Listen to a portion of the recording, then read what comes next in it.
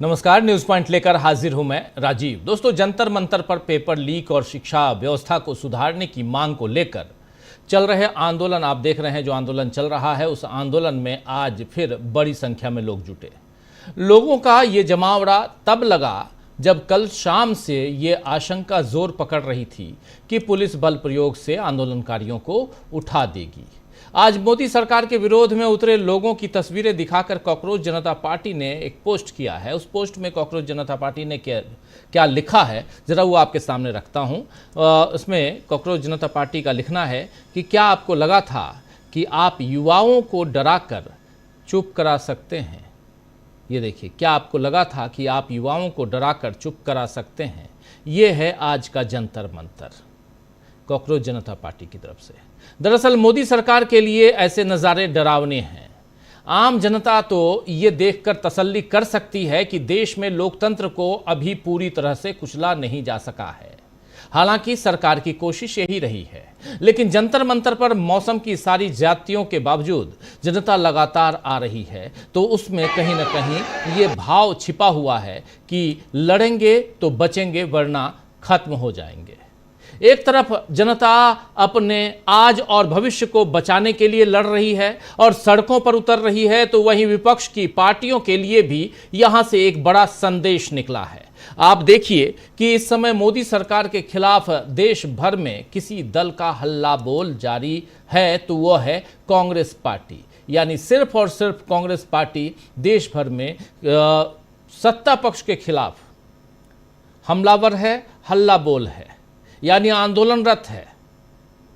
दक्षिण से लेकर उत्तर और पूरब से लेकर पश्चिम तक कांग्रेस, युवा कांग्रेस, एनएसयूआई सबके कार्यकर्ता सड़कों पर संघर्ष करते हुए दिखाई देते हैं और मोदी सरकार के खिलाफ आवाज उठाते हुए दिखते हैं।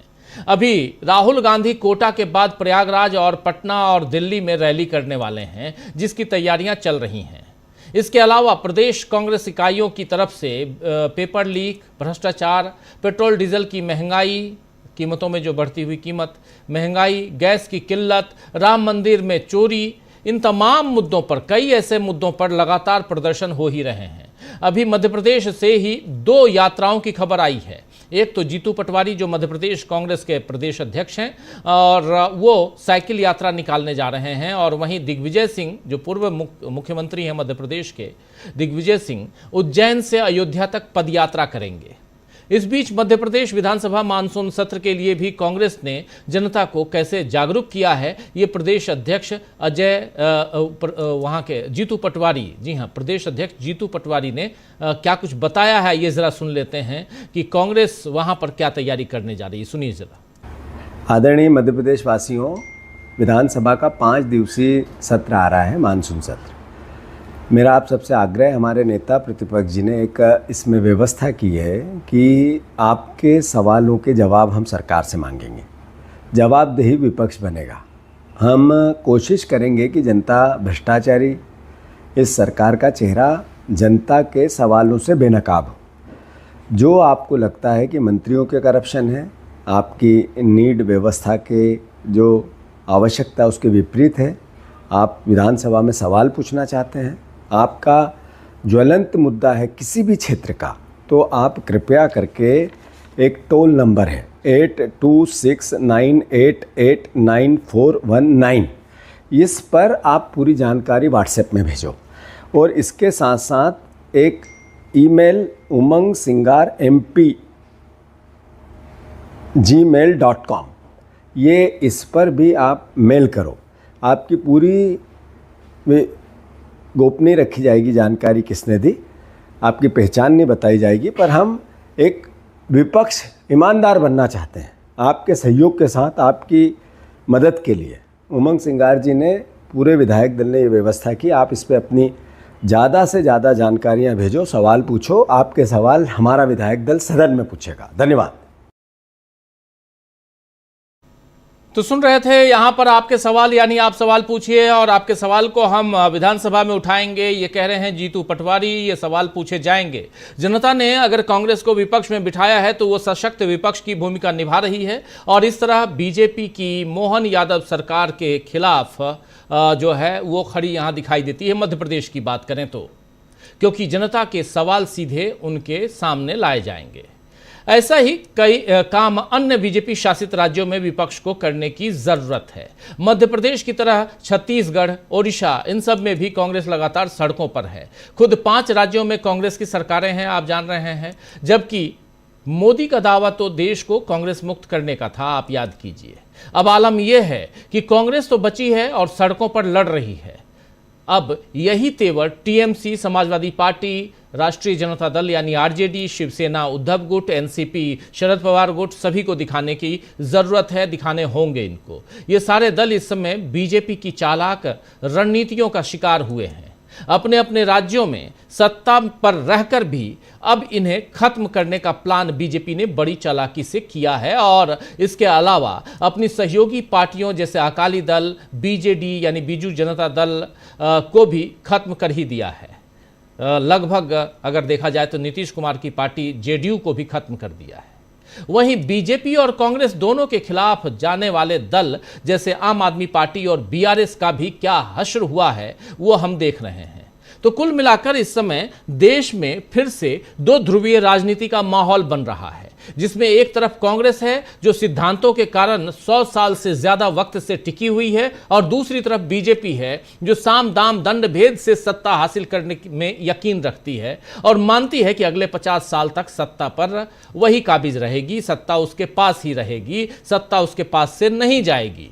और ऐसे में अब कांग्रेस के साथ या उसके खिलाफ खड़े तमाम क्षेत्रीय दलों को सोचना होगा कि वो सिद्धांतों वाला लोकतंत्र बचाना चाहते हैं या दिखावे वाला लोकतंत्र बनाए रखना चाहते हैं।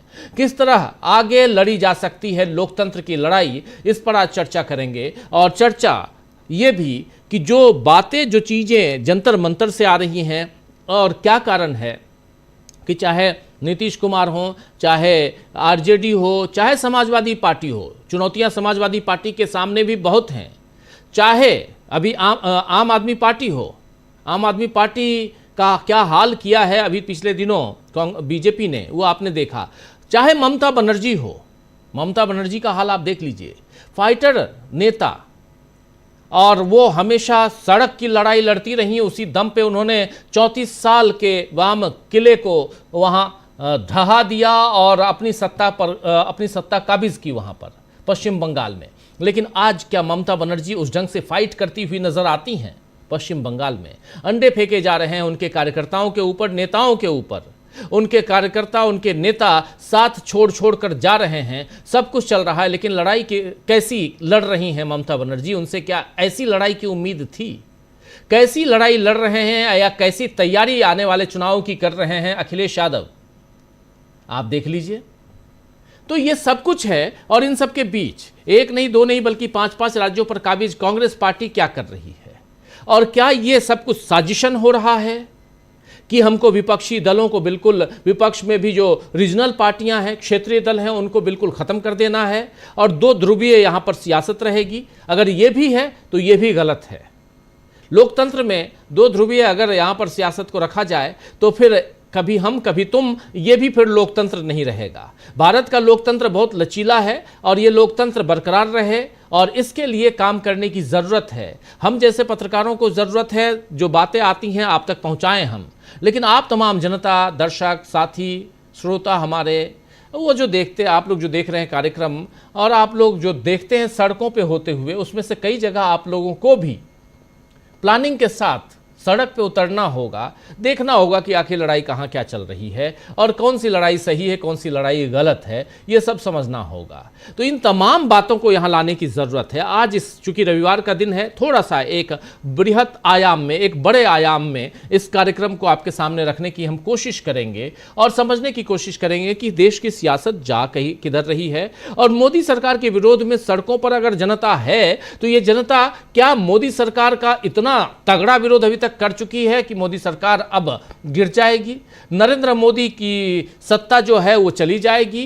क्या कुछ है? क्या राहुल गांधी जो कहते हैं कि 1 साल तक, 1 साल के अंदर नरेंद्र मोदी सत्ता से हट जाएंगे, क्या उनकी बातों में दम है या वो सिर्फ एक सियासी बयानबाजी है जो राहुल गांधी भी दे रहे हैं? ये सब कुछ समझने की कोशिश करते हैं। चलिए, हमारे साथ कुछ वरिष्ठ साथी जुड़े हुए हैं, उनसे पहले आपका परिचय करवाता हूं, फिर आगे बढ़ते हैं। देखिए, इस वक्त 6 साथी हमारे जुड़े हुए हैं। जयशंकर गुप्त जी जुड़े हुए हैं हमारे साथ प्रेम कुमार जी जुड़े हुए हैं हमारे साथ, जुड़े हुए हैं प्रोफेसर अखिल स्वामी जी, प्रशांत टंडन जी, अमलिंदु उपाध्याय जी, और उधर सीधे जंतर मंतर से जहां युवाओं का प्रदर्शन चल रहा है वहां से इकरार जुड़े हुए हैं हमारे साथी। आप सबका स्वागत है, इस्तकबाल है, स्वागत इस्तकबाल। अब तमाम दोस्त साथी शुभचिंतक आप सबका जो अब तक जुड़ चुके हैं, उनका भी, जो जुड़ने वाले हैं उनका भी स्वागत करता हूं। सबसे पहले आना चाहता हूं इकरार आपके पास। आज रविवार का दिन, जरा छोटा सा एक अपडेट दीजिए, फिर इधर आता हूं, बीच बीच में आपको जोड़ता रहूंगा। आज रविवार का दिन है, कल शनिवार के दिन कल 2 बयानबाजियां आई, 2 भाषण आए मंच से। एक भाषण आया जो अनशन पे हैं सोनम वांगचुक का। सोनम वांगचुक के बयान से लग रहा था, उस भाषण की कड़ियों को जोड़ने की कोशिश करें तो ऐसा लग रहा था कि 2-1 दिन में उनको हटा दिया जाएगा और यहां से धरना प्रदर्शन खत्म कर दिया जाएगा। दूसरा बयान था अभिजीत दीपके का, जो निराश थे और अपील कर रहे थे सीधे सीधे पुलिस से ही कि आपके भी बच्चे होंगे और आप ऐसा हमारे साथ मत कीजिए। ये बात कहने का क्या मतलब है, क्या मकसद है, वो आप जानते हैं। और इन सब पे हम लोगों ने कल विश्लेषण किया था। लेकिन अब ज़रा आपके ज़रिए ये ज़रूर समझना चाहूँगा कि कल के बाद आज 24 घंटे का वक्त गुजर चुका है, रविवार का दिन है, मौसम भी पहले से थोड़ा ठीक है। क्या कुछ चल रहा है यहाँ जंतर मंतर पर? देखिए राजीव जी, कल से अगर हम इस बात की शुरुआत करें तो कल जिस तरह से सोनम ने और उसके बाद अभिजीत दीपके ने इस बात की आशंका जताई थी कि 1 या 2 दिन के अंदर हम लोगों को यहाँ से हटाया जा सकता है, ऐसी साजिश चल रही है, दिल्ली पुलिस के द्वारा ऐसी साजिश चली जा रही है। तो इस साजिश का जो एक तरह से जो ये बात है वो कहाँ से निकली, एक बार मैं ये समझाना चाहता हूँ। दरअसल कल संजय सिंह आए थे और संजय सिंह ने जो है अपने यहाँ जब सोनम वांगचुक से मिले और उसके बाद में दीपके से मिले, तब उन्होंने एक आशंका जताई थी कि ऐसा आपके साथ हो सकता है, क्योंकि मोदी सरकार जो है लगातार आंदोलन बड़ा होता जा रहा है उसे दबाने की कोशिश करती है, तो ये आपके साथ हो सकता है।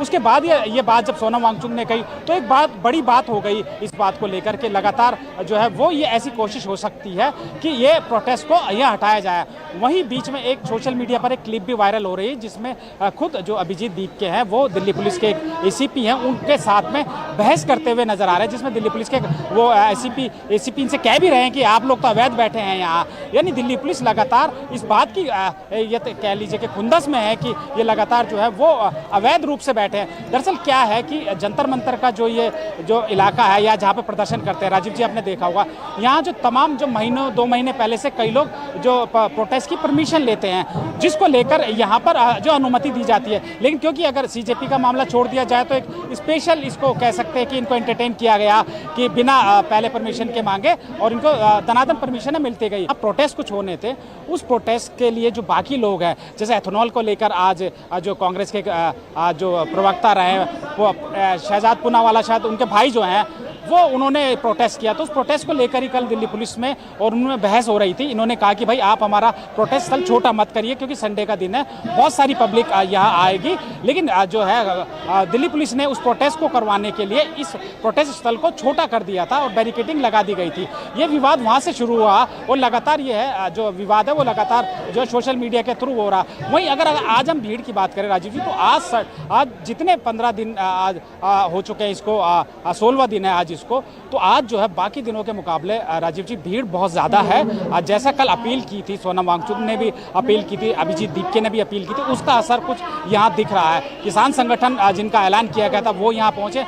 आज जो कल दीपके कल मिलने भी गए थे यूपीएससी के जो छात्र हैं जो तैयारी कर रहे हैं, उन छात्रों की भी बहुत बड़ी टीम आज यहाँ जंतर मंतर पर प्रोटेस्ट के लिए आई है। यानी लगातार जो है वो प्रोटेस्ट जो है वो बढ़ता जा रहा है। वहीं अगर हम जो छात्र हैं वो भूख हड़ताल पर बैठे हैं, आज 8वां दिन है और इस 8वें दिन में आप समझ सकते हैं कि किस तरह इनकी हालत है। अभी हमने सोनम वांगचुक से ट्राई किया बात करने के लिए, तो उन्होंने रिक्वेस्ट की कि देखिए मेरी तबीयत बहुत ख़राब है, मैं बात नहीं कर पाऊँगा। बाकी ये है कि अभी थोड़ी देर बाद में हो सकता है मैं माइक से कुछ लोगों को मैसेज दूँ, क्योंकि वो ज़रूरी है। अगर मैं मैसेज नहीं दूंगा तो लोग जो है हतोत्साहित होंगे। तो ये राजीव जी अभी जो फिलहाल जो है वो चल रहा है। अगर भीड़ की अगर हम बात करें राजीव जी, तो भीड़ आज खचाखच जंतर मंतर का इलाका पड़ा है। हम खुद लाइव करने के लिए कोने में साइड में खड़े हैं, लेकिन अमूमन अगर बाकी दिनों के मुकाबले देखें तो भीड़ बहुत ज़्यादा है। जी, भीड़ बहुत ज़्यादा है और आप कह रहे हैं कि ये पिछले 15 दिनों में आज 16वां दिन और इस दिन आज के दिन पिछले 15 दिनों का आज रिकॉर्ड भीड़ ने तोड़ दिया है। एक अपील जिसमें ये कहा गया था कि पेरेंट्स आएं, माता पिता आएं, और वो दिखाई दे रहा। आप हमारे साथ बने रहिए, अभी बहुत सारे सवालों का जवाब आपसे लेना चाहेंगे हम, लेकिन एक पहली प्रतिक्रिया प्रोफेसर अखिल स्वामी जी आपके पास आना चाहता हूँ। और बहुत कुछ बड़े आयाम में जरा आज चर्चा की शुरुआत हम करें, और इसमें जंतर मंतर भी है, इसमें कांग्रेस पार्टी भी है, इसमें विपक्ष भी है, और आने वाला वक्त जो है वो और भी गहमा गहमी वाला रहने वाला है, क्योंकि 20 तारीख से संसद का मानसून सत्र शुरू हो रहा है और वहां पर बहुत कुछ ऐसा होगा, बहुत ऐसे मुद्दे हैं जो विपक्ष के पास हैं। और सुनने में ये भी आ रहा है कि सोनिया गांधी ने 19 तारीख को बैठक बुलाई है इंडिया के जो सांसद हैं, वो इंडिया के इंडिया गठबंधन के घटक दलों के सांसदों की बैठक बुलाई है, और आगे की रणनीति तय की जाएगी 20 तारीख से क्या करना इस पे।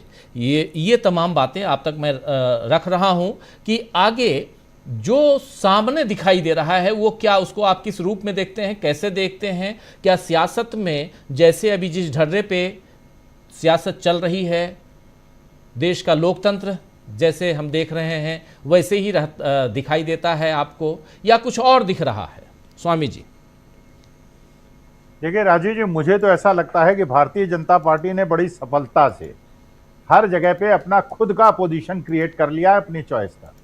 वेस्ट बंगाल के अंदर उन्होंने टीएमसी का बागी ग्रुप खड़ा कर लिया, और महाराष्ट्र के अंदर उन्होंने शिवसेना को, एनसीपी को तोड़ के, मतलब हर जगह उन्होंने ऐसा कर लिया कि अपने मन मुताबिक उन्होंने अपना विपक्ष खुद तैयार कर लिया। वो विपक्ष को पीछे धकेल दिया जो विपक्ष वास्तविकता में विपक्ष है।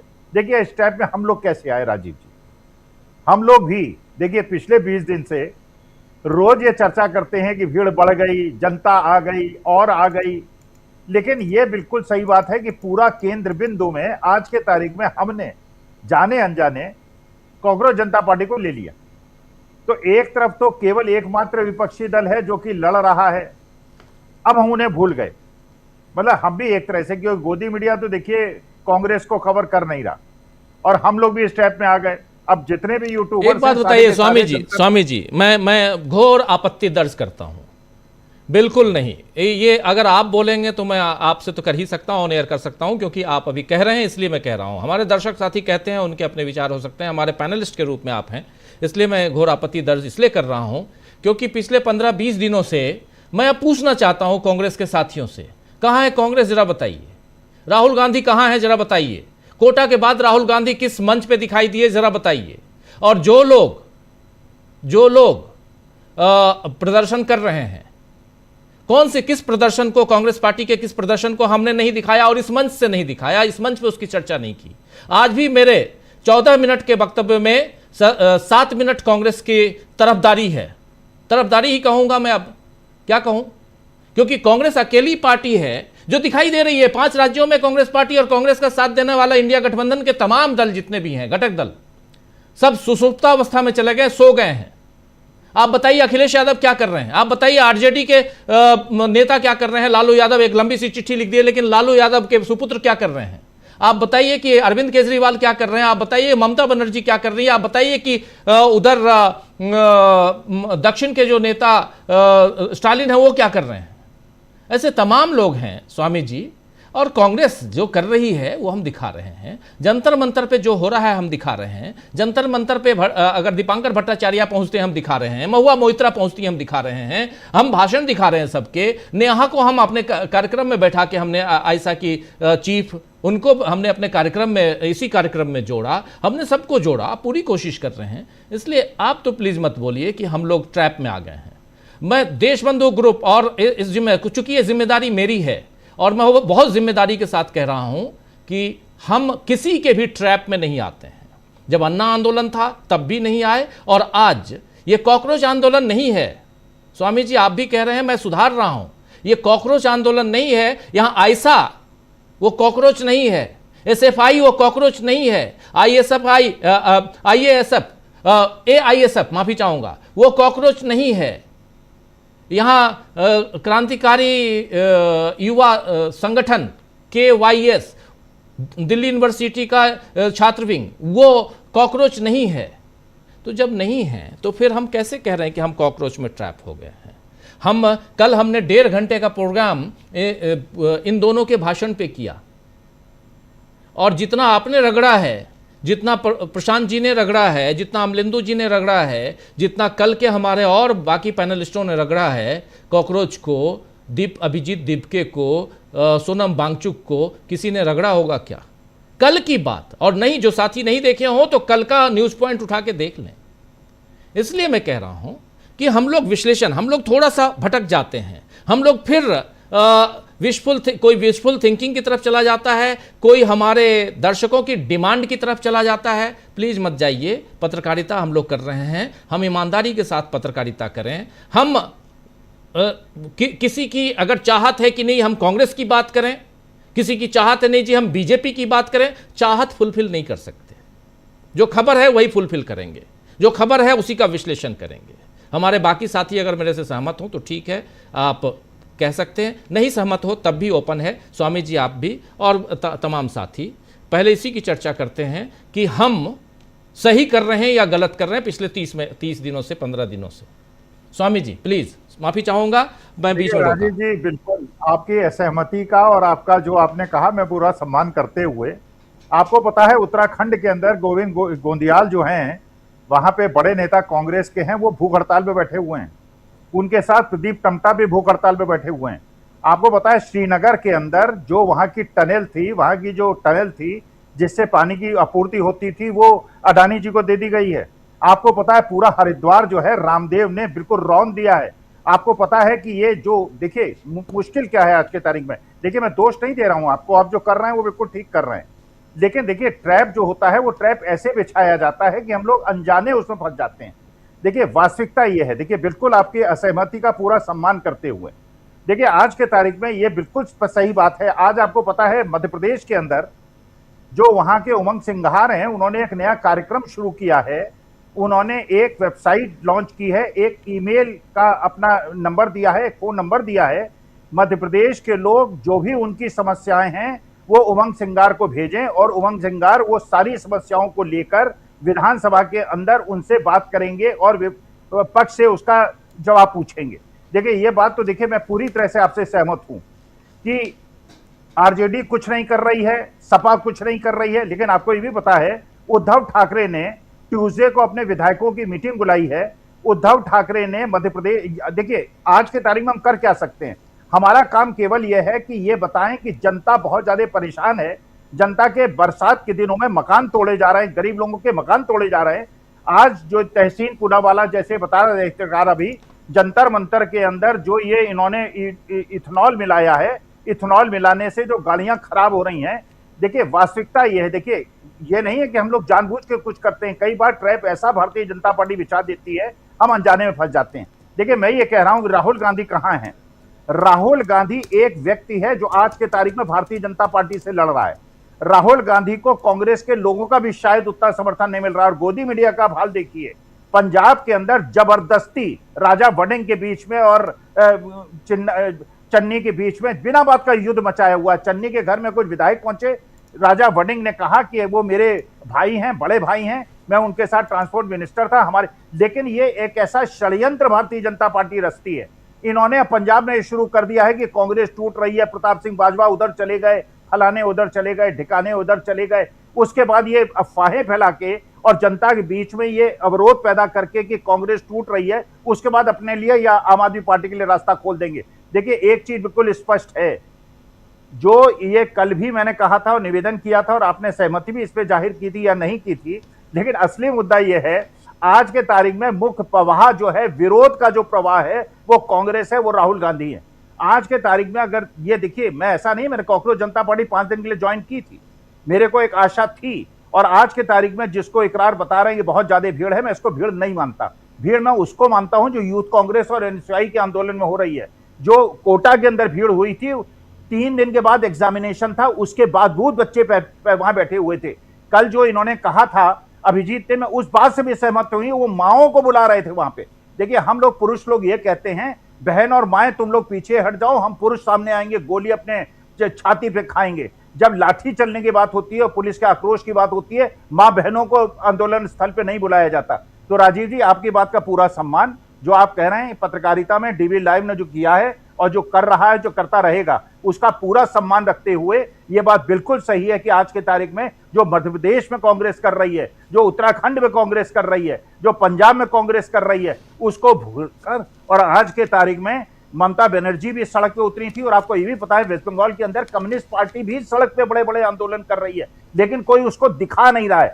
ये इन लोगों ने जानबूझकर अपना विपक्ष खुद पैदा कर दिया है और उस विपक्ष को ये देखिए, गोदी मीडिया इनको दिखाएगा नहीं, गोदी मीडिया का अपना अलग हिसाब किताब है। इसीलिए जब यूथ कांग्रेस एनएसयूआई को वहां बैठने की अनुमति नहीं मिलती है, इनको अनुमति मिल रही है, ये लोग वहां बैठ रहे हैं। और ये देखिए, अगर संजय सिंह ये बताते हैं कि पुलिस ये कर सकती है, इसमें संजय सिंह ये बताने की क्या बात है? जो सबको पता है आंदोलन करेंगे तो किसी दिन लाठी चार्ज होगा, लेकिन उसके लिए मां बहनों को बुलाना आंदोलन स्थल पे में उचित नहीं होता।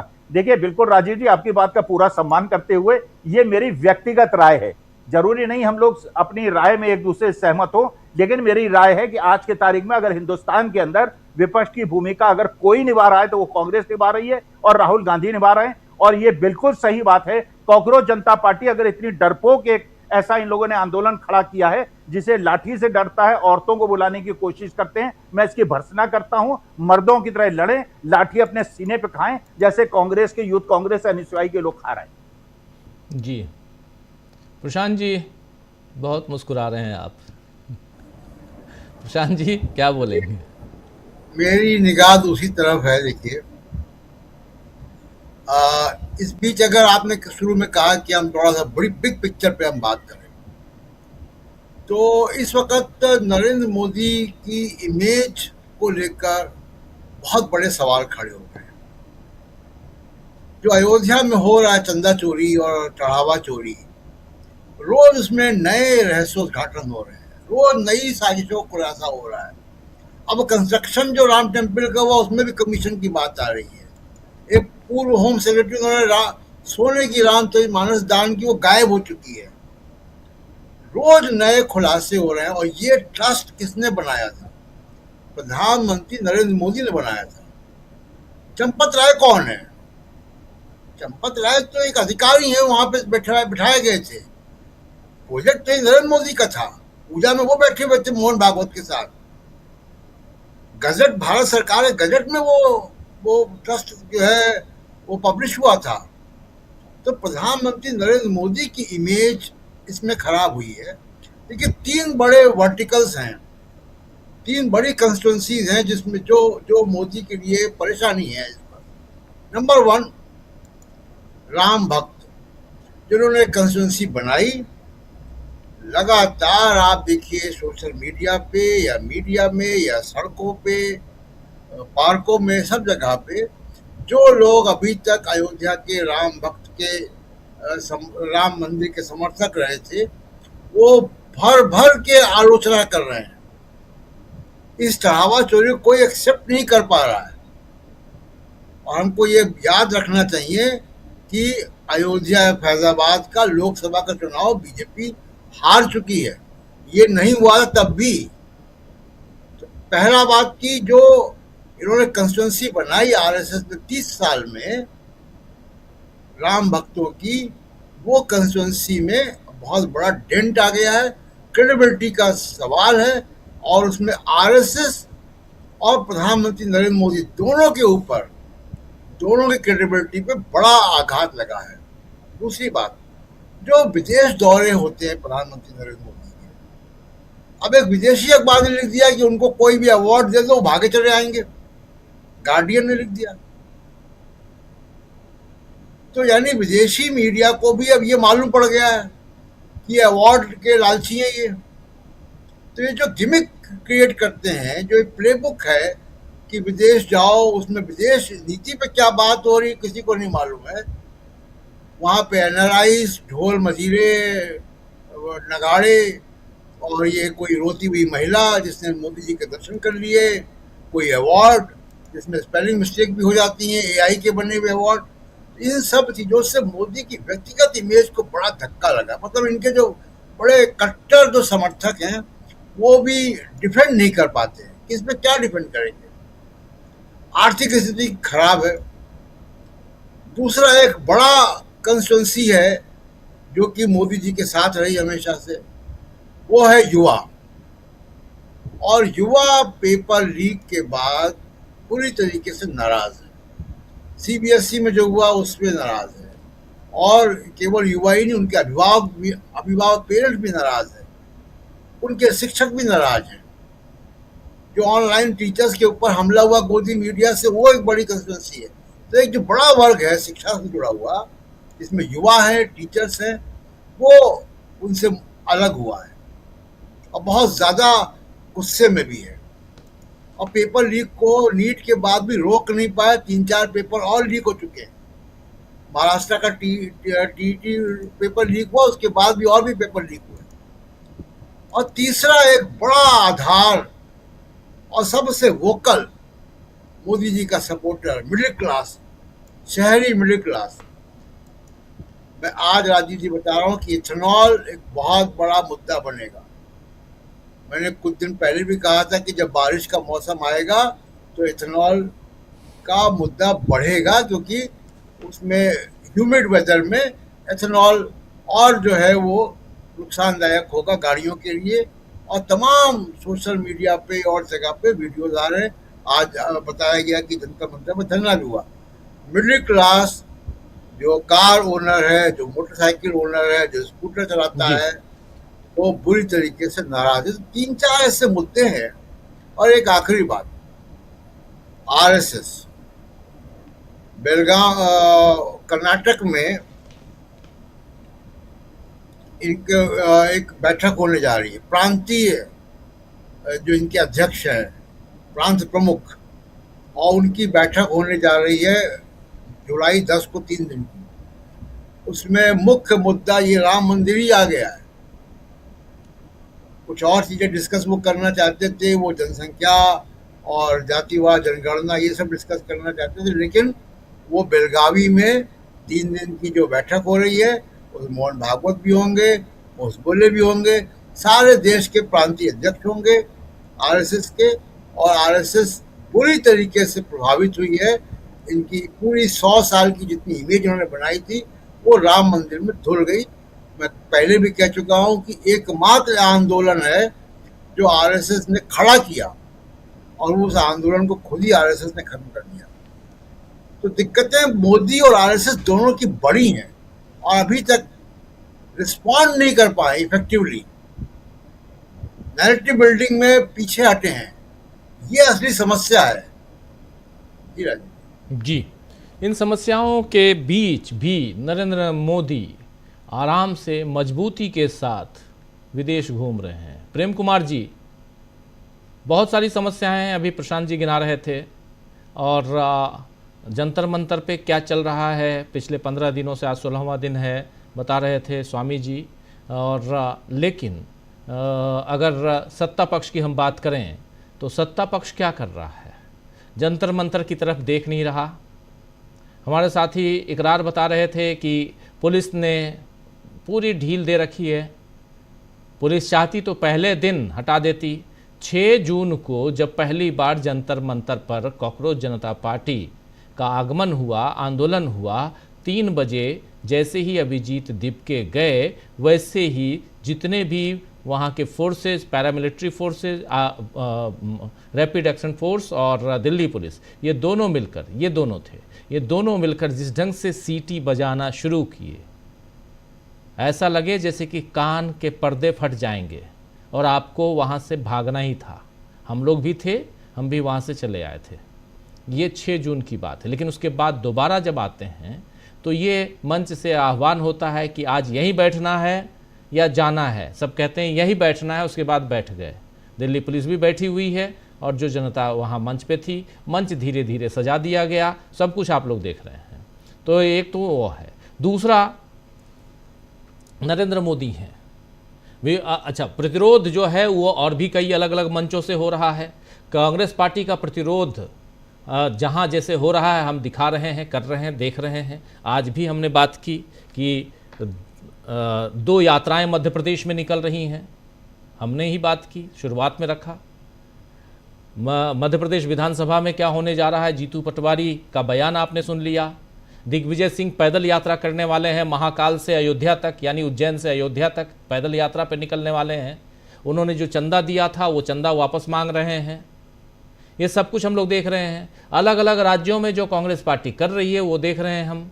लेकिन सवाल ये उठता है कि आखिर नरेंद्र मोदी क्या कर रहे हैं कि इतनी मजबूती से, और वो इधर देखते तक नहीं है। तुमको जो करना है करो, सरकार यानी जीत के आए तब भी और नहीं जीत के आए तब भी सत्ता पक्ष हमारा होगा और विपक्ष भी हमारा होगा। तो ये कौन सी राजनीति है, कौन सा कैसा लोकतंत्र है जहां विपक्ष भी हमारा, सत्ता पक्ष भी हमारा? और यहां पर फिर विपक्ष, जो ओरिजिनल विपक्ष है वो कहां? जबकि मानसून सत्र की शुरुआत होने जा रही है 20 तारीख से। जी राजीव जी, देखिए ये सारी चीजें हैं कि नरेंद्र मोदी कहाँ हैं, क्यों नहीं बोल रहे हैं। उनको जो मर्जी है वो बोल रहे हैं। भाई वो कह रहे हैं कि हमने संकट की घड़ी में देश को संभाल लिया, ये जनता है जिसने संकट का सामना किया। और सबसे बड़ी बात है, मैं यहीं से बात शुरू भी करता हूं और आपके प्रश्न पर आता हूं कि नरेंद्र मोदी ने राहुल गांधी की कही गई बातों को स्वीकार किया कि देश संकट के दौर से गुजर रहा था और बहुत बड़े संकट की ओर बढ़ रहा था, जिसमें ऊर्जा संकट था। उसको नरेंद्र मोदी ने स्वीकार किया। अलग बात है कि स्वीकार करते हुए उन्होंने शेखी बघारी कि हमने स्थिति को संभाल लिया, लेकिन संकट को स्वीकार किया। और राहुल गांधी और विपक्ष जो कुछ भी कह रहा था कि संकट आने वाला है, ऊर्जा पीछे से आपके वो शायद पंखा या कुछ चला रहे हैं, उससे डिस्टरबेंस हो रहा है। एक मिनट, हम पंखा बंद कराते हैं जी। थोड़ी सी मोहलत आप दे दें तो मैं पंखा बंद करा, उसके लिए उठना पड़ेगा मुझे। नहीं कोई बात नहीं जी। लेकिन मैं अपनी बात कंटिन्यू करूं? जी बिल्कुल। तो ये बात ये है कि जो नरेंद्र मोदी मैसेज देना चाह रहे थे, उस मैसेज से ये बात निकली कि राहुल गांधी ने फिर एक बार सच कहा कि देश की ऊर्जा संकट को, ऊर्जा सिक्योरिटी को, सुरक्षा को नरेंद्र मोदी की सरकार ने खतरे में डाला था।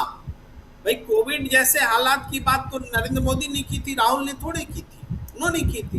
भाई 60 दिन का स्टोरेज बचा है, ये सारी बातें भी वही कह रहे थे। तो लेकिन इस बीच में वो डिस्टॉर्ट जो कर रहे हैं चीजों को, ध्यान जो भटका रहे हैं, वो किस चीज से ध्यान भटका रहे हैं, वहां पर मैं आता हूं। वो है कि देश में आज चारों तरफ से प्रतिरोध है। चाहे राम मंदिर में दान को लेकर प्रतिरोध है, दान की चोरी को लेकर प्रतिरोध है, छात्रों का प्रतिरोध का 2 सेंटर स्पष्ट रूप से जिस पर बहुत चर्चा हुई, एक जंतर मंतर पर है और दूसरा कांग्रेस के नेतृत्व में पूरे देश में है। तो यहां भी एक बात को समझने की आवश्यकता है कि इंडिया गठबंधन के घटक दल के बारे में तो आपने सवाल उठाए कि उनको उस शिद्दत के साथ जो दिखना चाहिए वो नहीं दिख रहे हैं, जैसे कांग्रेस के लोग आंदोलन कर रहे हैं। लेकिन जो कांग्रेस के साथ नहीं आ सकते किसी भी कारण से, चाहे आम आदमी पार्टी को पंजाब में चुनाव लड़ना है, वो कांग्रेस के साथ आंदोलन करते नहीं दिखना चाहते, तो ऐसे, या तृणमूल कांग्रेस है, उनमें भी नजर आ रहा है डबल माइंड। तो ये लोग अपना शेल्टर कहाँ खोज रहे हैं? जंतर मंतर पर खोज रहे हैं। लेकिन ये वेलकम करने वाली बात है, ये नहीं कि निंदनीय बात है, नहीं, प्रतिरोध कर रहे हैं। प्रतिरोध की आवाज 2 अलग अलग सेंटर्स में मुखर है। भाई हमारी की आजादी की लड़ाई भी कई सेंटर्स थे, कोई नरम दल था, कोई गरम दल था, कोई भगत सिंह की अपनी सोच थी, गांधी जी की अपनी सोच थी। तो वो दोनों एक दूसरे के दुश्मन तो थे नहीं, उनका गोल लगभग एक था। और अलग बात है, आरएसएस को अलग कर दीजिए, उनका गोल तो बिल्कुल ही अलग था, उसकी मैं चर्चा नहीं करना चाहता। तो मगर हम ये कह रहे हैं कि आज के समय में भी जो प्रतिरोध के 2 सेंटर बने हुए हैं, उस दोनों सेंटर्स का सम्मान होना चाहिए। और ये बात रिमार्केबल है कि पूरे देश में आज मोदी सरकार के खिलाफ एक गुस्सा अलग अलग रूप में दिख रहा है। तृणमूल कांग्रेस के साथ जो कुछ हो रहा है पश्चिम बंगाल में, वो अकेले झेल रही है।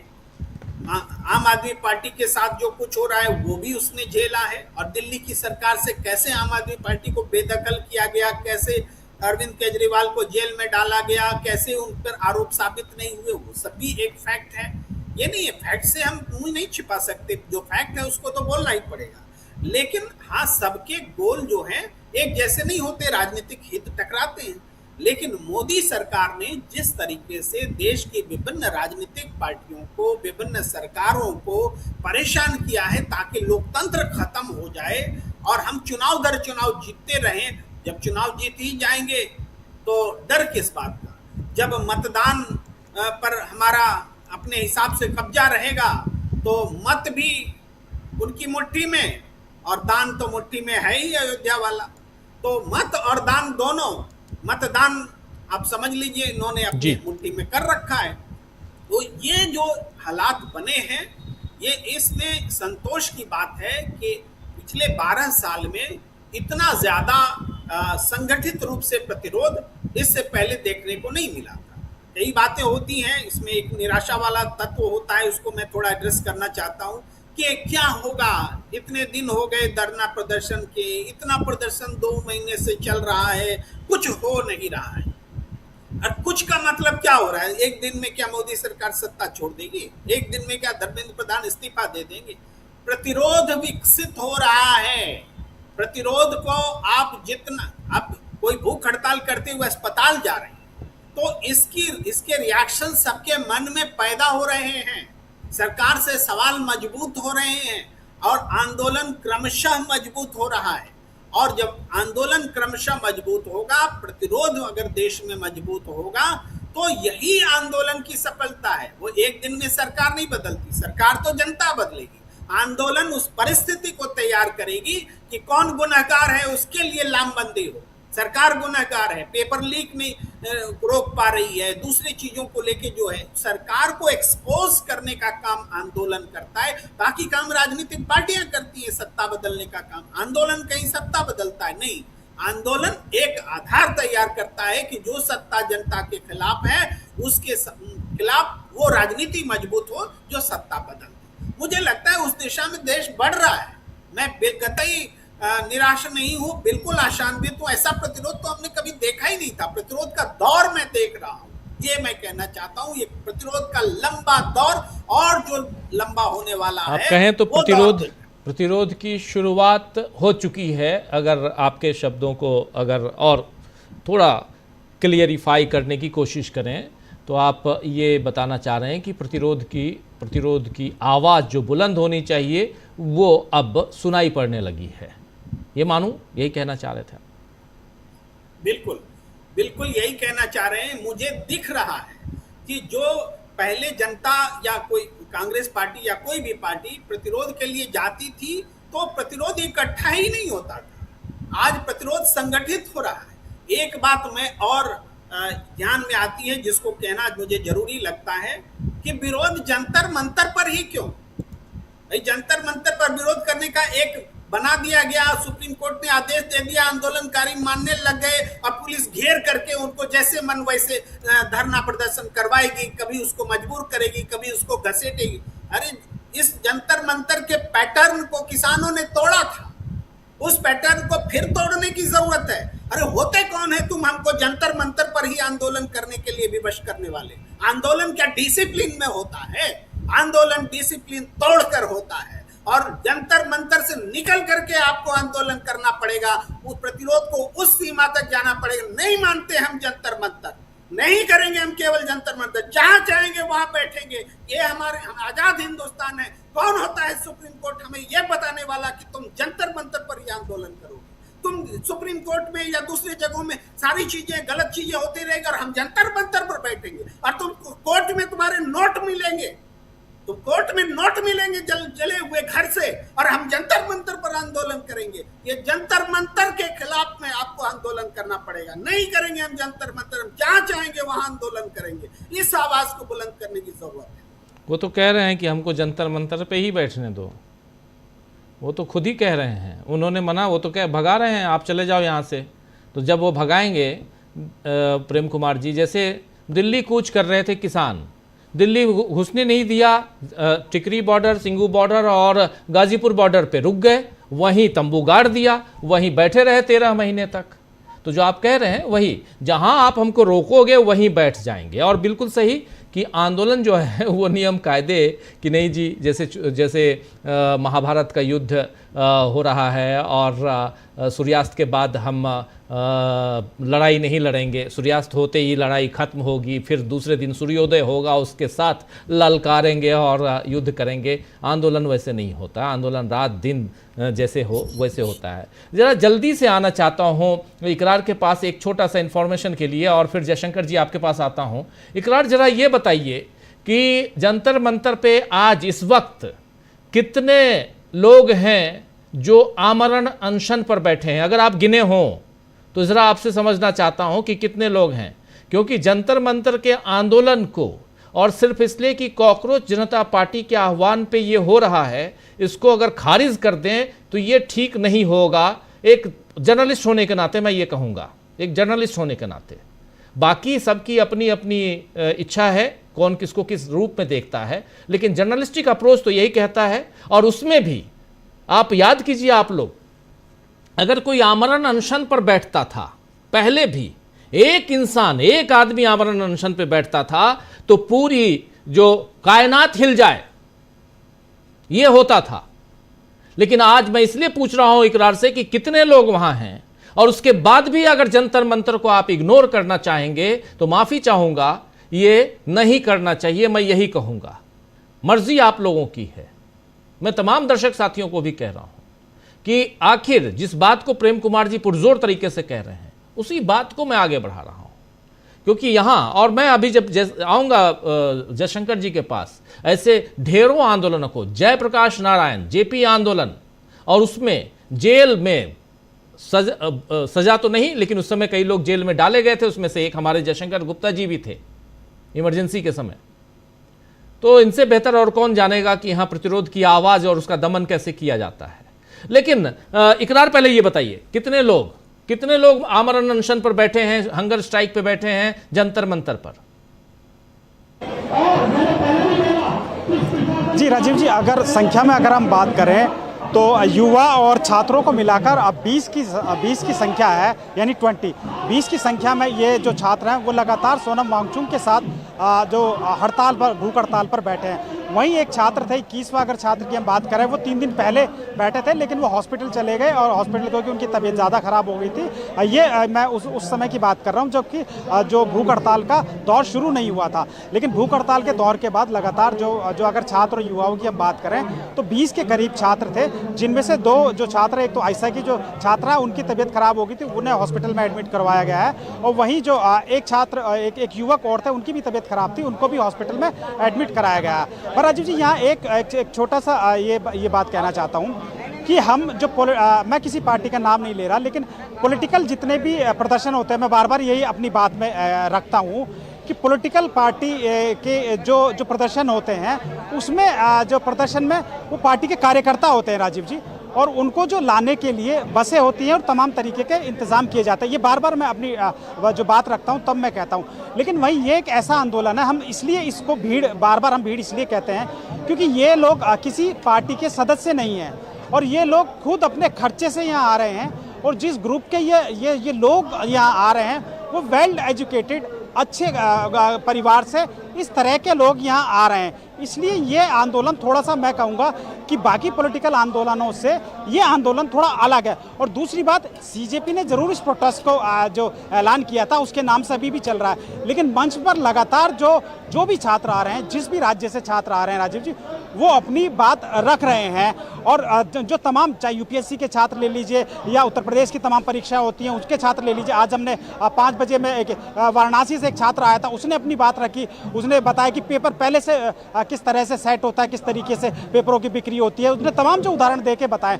तो मैं थोड़ा सा राजीव जी इसमें ये क्लियर करना चाहता हूँ कि जो यहाँ भीड़ है वो पॉलिटिकल पार्टी वाली भीड़ नहीं है। वो आप जानते हैं किस तरीके से, मैं किसी एक पार्टी की बात नहीं कर रहा, तमाम जितनी भी पार्टियां हैं, चाहे दुनिया की सबसे बड़ी पार्टी हो बीजेपी जो कहती है, उसके कार्यक्रमों में मोदी प्रधानमंत्री जी के जो कार्यक्रम हो वो टारगेट दे दिया जाता है तमाम कार्यकर्ताओं को कि आप बसें भर के लाइए, 20-20 बसें भर के लाइए, 50-50 बसें भर के लाइए। तो उनके जब प्रधानमंत्री होने के बावजूद उनको लोग सुनने के लिए नहीं आ रहे, वहीं अगर आम लोग इस प्रोटेस्ट से जुड़ रहे हैं और अपनी समस्या रख रहे हैं, हमने जो KYC संगठन है, ये जो आईसा के जो तमाम संगठन है, राजीव जी लेफ्ट के जो तमाम माफ कीजिए संगठन है, वो अपनी बातें रख रहे हैं, वो CJP के प्रोटेस्ट में साथ हैं, लेकिन साथ साथ उनकी डिमांडें अलग भी हैं। जैसे शिक्षा व्यवस्था में सुधार होना चाहिए, जो तमाम किस तरीके की जो शिक्षा में वो हो रहा है उसको लेकर लगातार छात्र प्रोटेस्ट कर रहे हैं। तो इसको थोड़ा सा मेरा मानना है कि इसको थोड़ा उन प्रदर्शन से इनसे थोड़ा हट के देखना होगा। और यहाँ पता चलता है कि राजीव जी कि लोगों में कितना गुस्सा है सरकार के खिलाफ।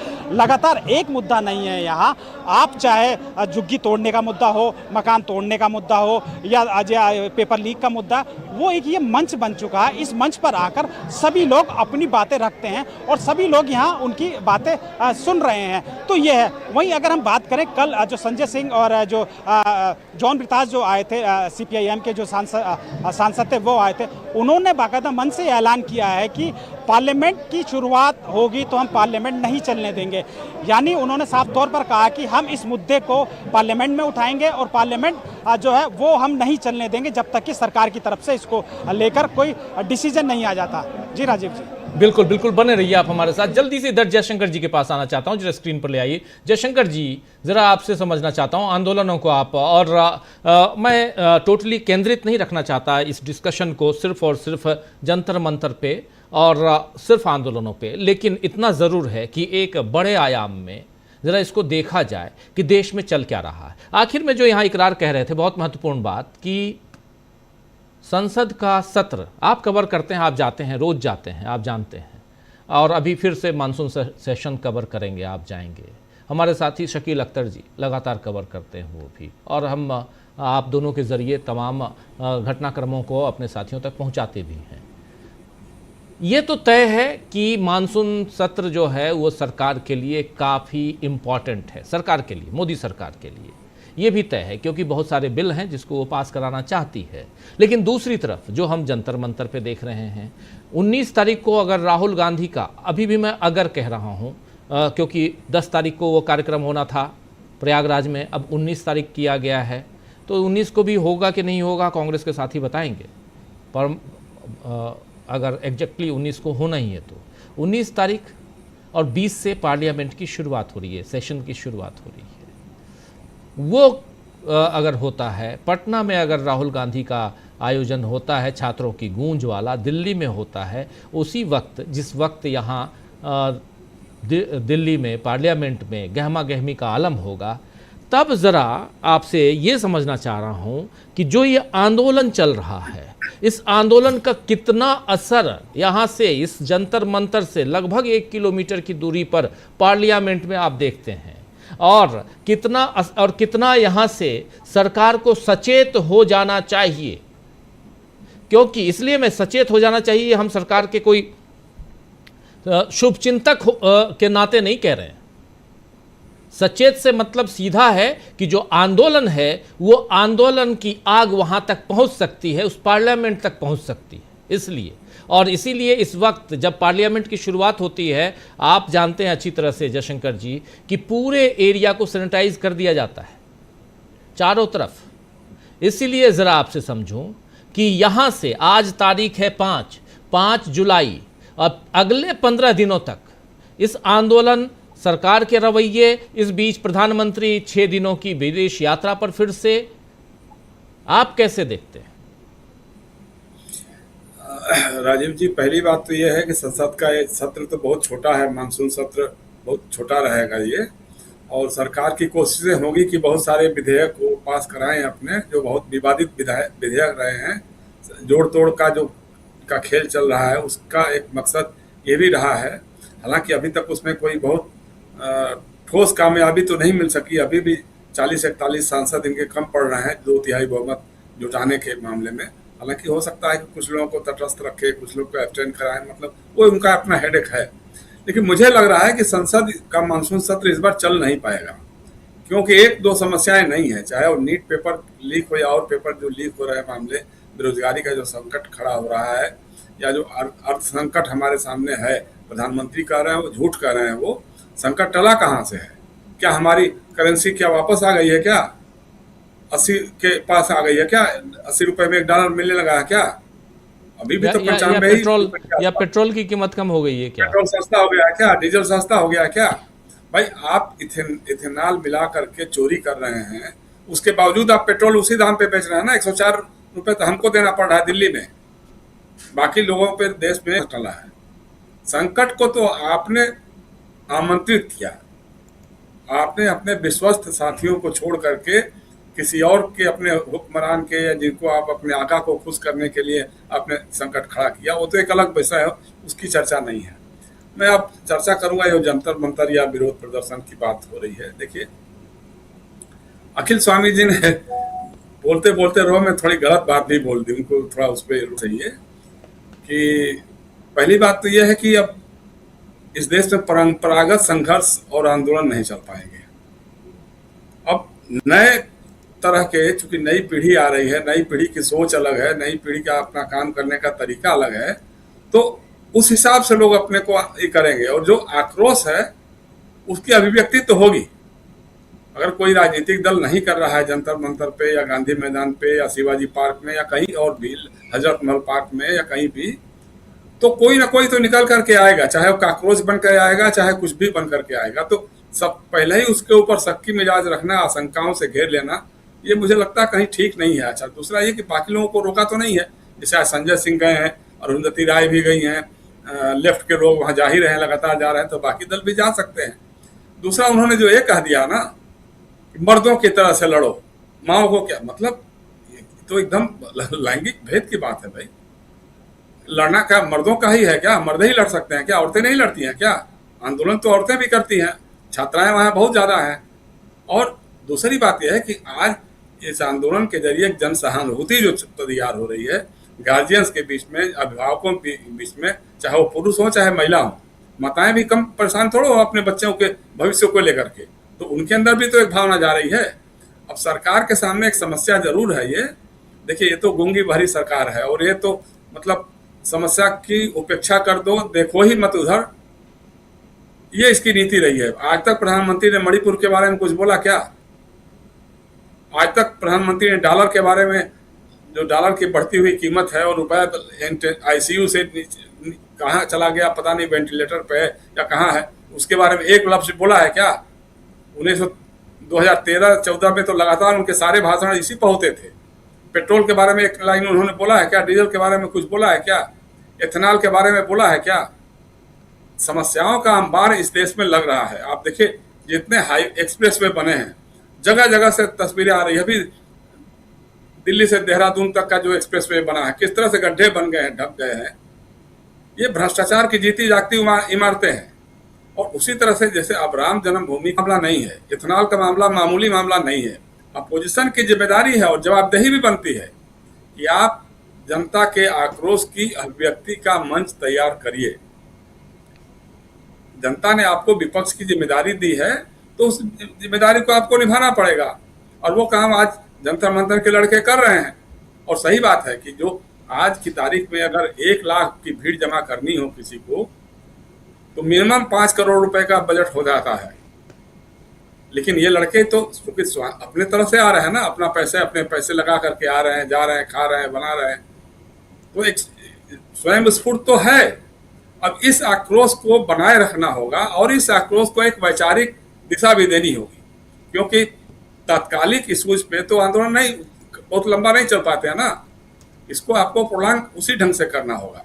अब जैसे बताया आपने कि हम तो इमरजेंसी में जेल में गए थे, उसके पहले जयप्रकाश नारायण का इतना लंबा आंदोलन चला था, गुजरात के नौजवानों का हुआ था।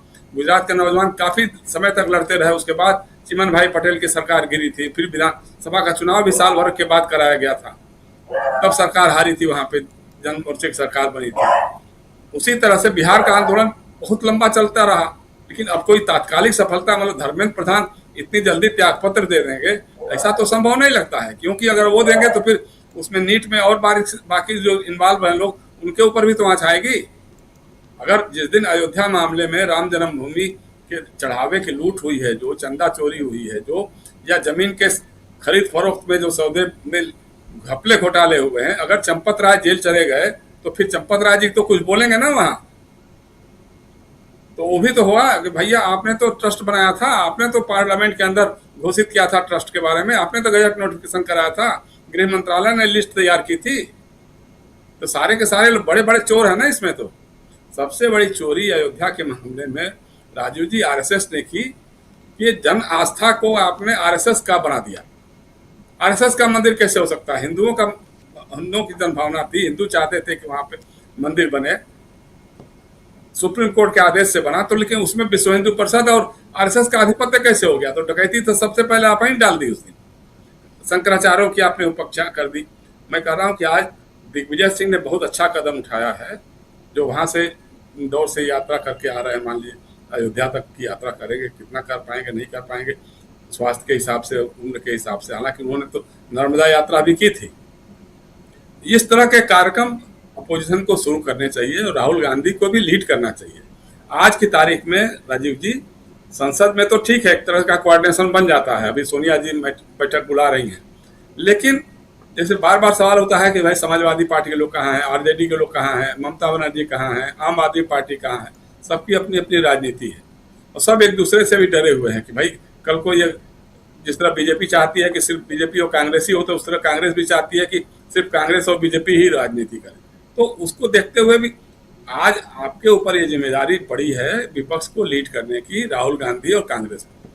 लेकिन उस जिम्मेदारी के निर्वहन के लिए जरूरी है कि आप समन्वय बनाइए, संवाद कीजिए, लोगों को जोड़ करके रखिए कि भाई चल इसी पे एक बैठक हो जाती इन लोगों की।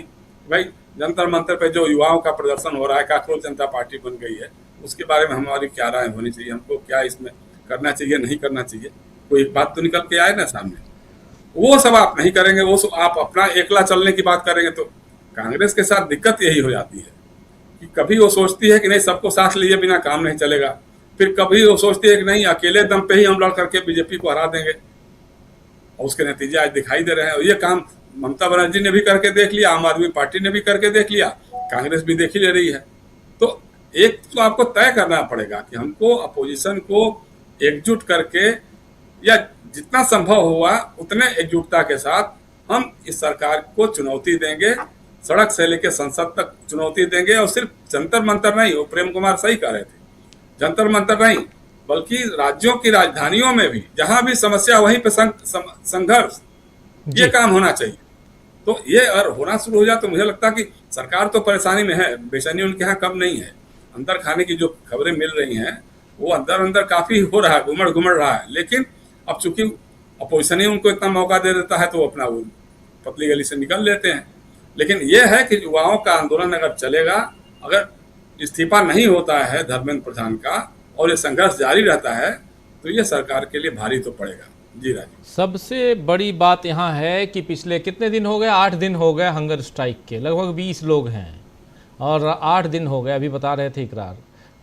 6 तो इनके साथ आयशा की नेहा के साथ 6 लोग हैं, उधर सोनम वांगचुक हैं ही, और भी कई लोग, कई तो ऐसे बैठे हुए हैं जो किसी संगठन से नहीं हैं, और कुछ लोग वहाँ से उठाए गए। तो ये हंगर स्ट्राइक है, छोटा मोटा नहीं अमलेंदु जी।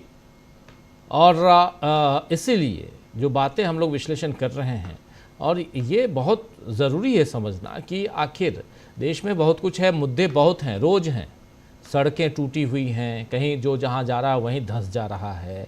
आप भ्रष्टाचार मुक्त भारत बनाने वाले थे, भ्रष्टाचार की इतना कि आप राम मंदिर के चढ़ावे तक को नहीं छोड़ा आपने, तो फिर अब कौन सा भ्रष्टाचार मुक्त अब की बार मोदी सरकार के नारे दे रहे थे।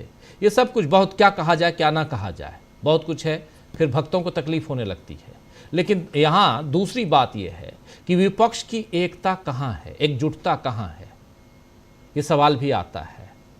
और ये बहुत महत्वपूर्ण हो जाता है कि 8 जून को दिल्ली में इंडिया गठबंधन की बैठक होती है, फिर अगले 8 अगस्त को अगली बैठक फिर अगस्त वो तारीख हटाया गया, अगली बैठक हैदराबाद में होगी, इसकी घोषणा भी होती है। लेकिन इस बीच क्या कुछ नहीं होगा? अब अगली बैठक 8 तारीख को होगी, तभी सब कुछ होगा, तभी बात करेंगे। कांग्रेस पार्टी के जो चल रहे हैं वो चलाएं, उधर तेजस्वी यादव को जो करना है करें, समाजवादी पार्टी को जो करना है करें, अखिलेश यादव को, ममता दीदी को जो करना है करें। ये इंपॉर्टेंट हो जाता है। और ऐसे में अगर एक मंच दिखाई देता है, वहां सब तो जा रहे हैं, वहां कांग्रेस पार्टी के भी सांसद पहुंचे, वहां टीएमसी के सांसद पहुंचे जंतर मंतर पे, वहां सीपीआई, सीपीएम, सीपीआईएमएल सबके सांसद पहुंचे, आम आदमी पार्टी के सांसद पहुंचे। ये तो पॉलिटिशियंस की बात मैं बता रहा हूं, उसमें कई ऐसे हैं कि अभी और पहुंचे, और लोग भी हैं जिनका नाम नहीं ले रहा हूं। अलग अलग संगठनों के लोग वहां पहुंचे, योगेंद्र यादव पहुंचे, एडवोकेट्स पहुंच रहे हैं, हमने सबको सुनाया, सबको देखा। तो इसलिए एक ये ओपन मंच है, और इस मंच को के बारे में जो अभी जयशंकर जी कह रहे थे, बहुत महत्वपूर्ण बात कह रहे थे, इस मंच के बारे में बात क्यों नहीं होनी चाहिए? अमलेंदु जी। देखिए राजीव जी, पहले भी मैं ये बात कह चुका हूँ और फिर उसको दोहराना ही चाहूंगा, क्योंकि पहले भी मैं कह चुका हूँ कि अगर आरएसएस जो है वो धर्मेंद्र प्रधान का इस्तीफा मांगने के लिए जंतर मंतर पर आ जाए, तो क्या हम उसको नहीं दिखाएंगे कि आरएसएस आ गया? कल ही राजीव जी हम लोगों ने दत्तात्रेय होश बोले का राम मंदिर पर जो बयान आया चढ़ावा चोरी पर, वो हमने दिखाया कि नहीं दिखाया? क्योंकि वो कह रहे हैं कि हिंदुओं की भावना आहत हुई है, राम भक्तों की भावना आहत हुई है, दिखाया जा रहा है, दिखाएंगे उसको। तो इसलिए जो है, मतलब हम ये नहीं कि साहब हम कॉकरोच जनता पार्टी को दिखा रहे हैं। अरे कॉकरोच जनता पार्टी के तो 5 आदमी है उस मंच पे केवल, और वही है 5 में से छठा आदमी जो है राजीव जी, वो कॉकरोच जनता पार्टी का है ही नहीं, वो तो आम आदमी पहुंच रहा है, वो तो आम दुखियारा पहुंच रहा है। तो क्या उसको हम नहीं दिखाएं इन 5 लोगों की वजह से? ये 5 बैठे हुए मंच पर, तो हम बाकी नीचे का नहीं दिखाएं? तो ये महत्वपूर्ण बात समझनी पड़ेगी कि जो कॉल देने वाले लोग थे, ठीक है वो कॉल देने वाले लोग 5 लोग हैं कॉकरोच जनता पार्टी के, लेकिन वहां जो लोग पहुंच रहे हैं वो आम सताए हुए लोग हैं। वो इस उम्मीद से पहुंच रहे हैं कि जनता मंतर से अगर आवाज उठेगी तो सरकार के कानों तक जुड़ रेंगेगी, एक आंदोलन खड़ा होगा देश भर के अंदर, तो वो लोग इस उम्मीद के साथ पहुंच रहे हैं। तो इसलिए हमें उनकी चर्चा करना बहुत ज्यादा जरूरी है। दूसरी बात राजीव जी कि हम लोग देखिए किसी पार्टी के प्रवक्ता नहीं है, हम लोग पत्रकार हैं, सीधी सी बात। पार्टी के प्रवक्ताओं की अपनी एक भूमिका होती है, उनके सिंपैथाइजर्स की एक अलग भूमिका होती है। हमारी भूमिका यह है कि जो कुछ चल रहा है देश के अंदर, अगर इस लोकतंत्र के खिलाफ, इस संविधान के खिलाफ, इस जनता के खिलाफ अगर कुछ चल रहा है, तो जो उस सरकार की इन नीतियों के खिलाफ बात करेगा, हमें उसकी बात करनी है और जनता की आवाज हमको उठानी है। ये काम हम लोग करते हैं। अगर उसे राहुल गांधी कर रहे हैं तो वो भी हम दिखाते हैं, ममता बनर्जी अगर करेंगे तो वो भी दिखाएंगे, अखिलेश यादव करेंगे वो भी दिखाएंगे, कॉकरोच जनता पार्टी करेगी वो भी दिखाएंगे, कोई और पार्टी करेगी तो उसको भी दिखाएंगे। तो जो भी इस सरकार की नीतियों के खिलाफ जनता की बात करेगा तो वो हम उसको दिखाएंगे, क्योंकि हमारा कंसर्न किसी पार्टी के प्रति नहीं, हमारा जो कंसर्न है वो सीधे सीधे इस देश के संविधान, लोकतंत्र और इस जनता के प्रति है। ये राजीव जी हम लोगों का दायित्व है। तीसरी बात ये कि हम तमाम पैनलिस्ट साथी होते हैं, हम अपनी अपनी बातें रखते हैं, तो हमारे पैनलिस्ट साथियों के अपने मत हो सकते हैं, विरोधी मत भी हो सकते हैं, मेरा मत कुछ और हो सकता है, किसी दूसरे का मत कुछ और हो सकता है, लेकिन ये टीवी लाइव की आवाज नहीं हो सकता। टीवी लाइव की आवाज वो है जो editor in chief Rajeev Ranjan Srivastava कहते हैं, और शुरू में जो 5-7 मिनट का उनका वक्तव्य होता है वो हमारी एडिटोरियल पॉलिसी है। तो हमको ये समझना पड़ेगा कि एडिटोरियल पॉलिसी अलग है, वक्ताओं के जो हमारे पैनलिस्ट साथी हैं उनके मत अलग हैं, उनके मत हमारी एडिटोरियल पॉलिसी से अलग भी हो सकते हैं और होते भी हैं। तो ये होने भी चाहिए, हाँ होने चाहिए। तो ये हमारे एक मतलब मत होने चाहिए। अब जहां तक राजीव जी सवाल ये कि कांग्रेस जो है वो कर रही है और क्या कर रही है, ठीक है कांग्रेस कर रही है। अगर राजीव जी कांग्रेस को अपनी चिंता नहीं है तो हम अपनी चिंता क्यों करें? अगर हमने इस पर चर्चा नहीं की, लेकिन मुझे लगता है कर लेना चाहिए। अभी नए प्रभारी बन के पहुंचे हैं वहां राजेंद्र पाल गौतम जी उत्तर प्रदेश में, आप उनके तमाम वीडियोज जो आ रहे हैं चित्ता आप उठाकर देख लीजिए। ना महात्मा गांधी है, ना पंडित नेहरू है, ना इंदिरा गांधी है, ना राजीव गांधी है, ना राहुल गांधी है उनके कहीं भी बैकग्राउंड में। बाबा साहब भीमराव अंबेडकर के 5 चित्र लगे हुए, एक चित्र मल्लिकार्जुन खड़गे का है। तो भाई क्या महात्मा गांधी खारिज हो गए कांग्रेस से? क्या नेहरू जी खारिज हो गए कांग्रेस से? तो अगर कांग्रेस को चिंता नहीं तो हम इसकी चिंता क्यों करें? उनका अपना मसला है, जो करना चाहे करें। इसी तरीके से हर पार्टी की अपनी है। अब अगर अखिलेश यादव से प्रेस कॉन्फ्रेंस करके काम चला रहे हैं, उनको लगता है कि इससे प्रेस कॉन्फ्रेंस से काम चल सकता है तो करें, उनका मसला है। लेकिन अगर कोई भी व्यक्ति, चाहे राजीव जी वो 1.5 आदमी हो, हम लोगों ने तो राजीव जी उस एक शख्स को भी दिखाया ना अपने चैनल पर जो अकेले बैठे हुए थे, और आपने ही जाके उनसे बात की थी। मैं पर्सनली गया था रात को 11 बजे, पर्सनली रात को 11 बजे गया था जंतर मंतर पे, वो अकेला, और ये कहने के लिए कि आप अकेले हैं और आपके साथ कोई नजर नहीं आ रहा है। 10 कदम की दूरी पर आयशा की नेहा हैं और उनके साथ 6 लोग हैं। नेहा से 10 कदम की दूरी पर सोनम वांगचुक बैठे हुए हैं और इनसे 5 कदम की दूरी पे 5 लोग और बैठे हुए थे, उनसे आगे 3 लोग और बैठे हुए थे, और ये सब आमरण अनशन पे।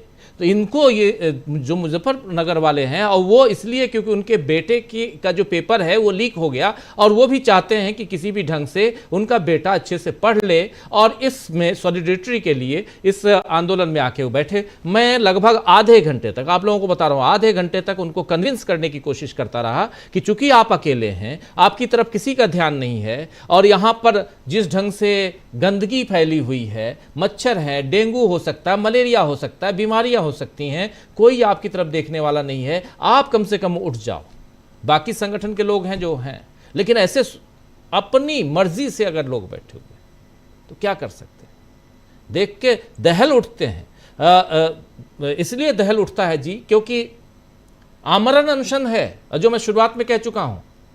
एक आदमी नहीं बैठा है, सोनम वांगचुक।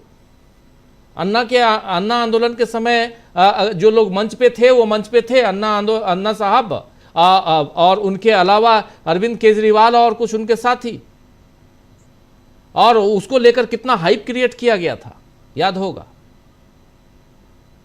इसलिए बिल्कुल राजीव जी, और जो हम लोग वहां से लाइव भी अपना दिखाते हैं, जो जैसे इकरार भी वहां से जुड़े हुए हैं, तो इकरार मंच को नहीं दिखा रहे हैं, इकरार जो आम जन वहां बैठा हुआ है, इकरार उसको दिखा रहे हैं। तो हम वहां से जो आम जन है उसकी आवाज पहुंचाने का कोशिश कर रहे हैं। ठीक है, वो मंच है तो मंच को बीच में दिखाना पड़ेगा। सोनम कोई मंच वर्जित है ऐसा थोड़ी है। नहीं ऐसा कोई नहीं कहता, और कोई कहेगा तब भी दिखाएंगे, कोई कहेगा तब भी। हमारी एडिटोरियल पॉलिसी है, हमारी एडिटोरियल पॉलिसी है, और मैं अगर हमारे दर्शक भी कहें कि मत दिखाइए तब भी दिखाएंगे, क्योंकि ये एडिटोरियल पॉलिसी है, एडिटोरियल पॉलिसी है।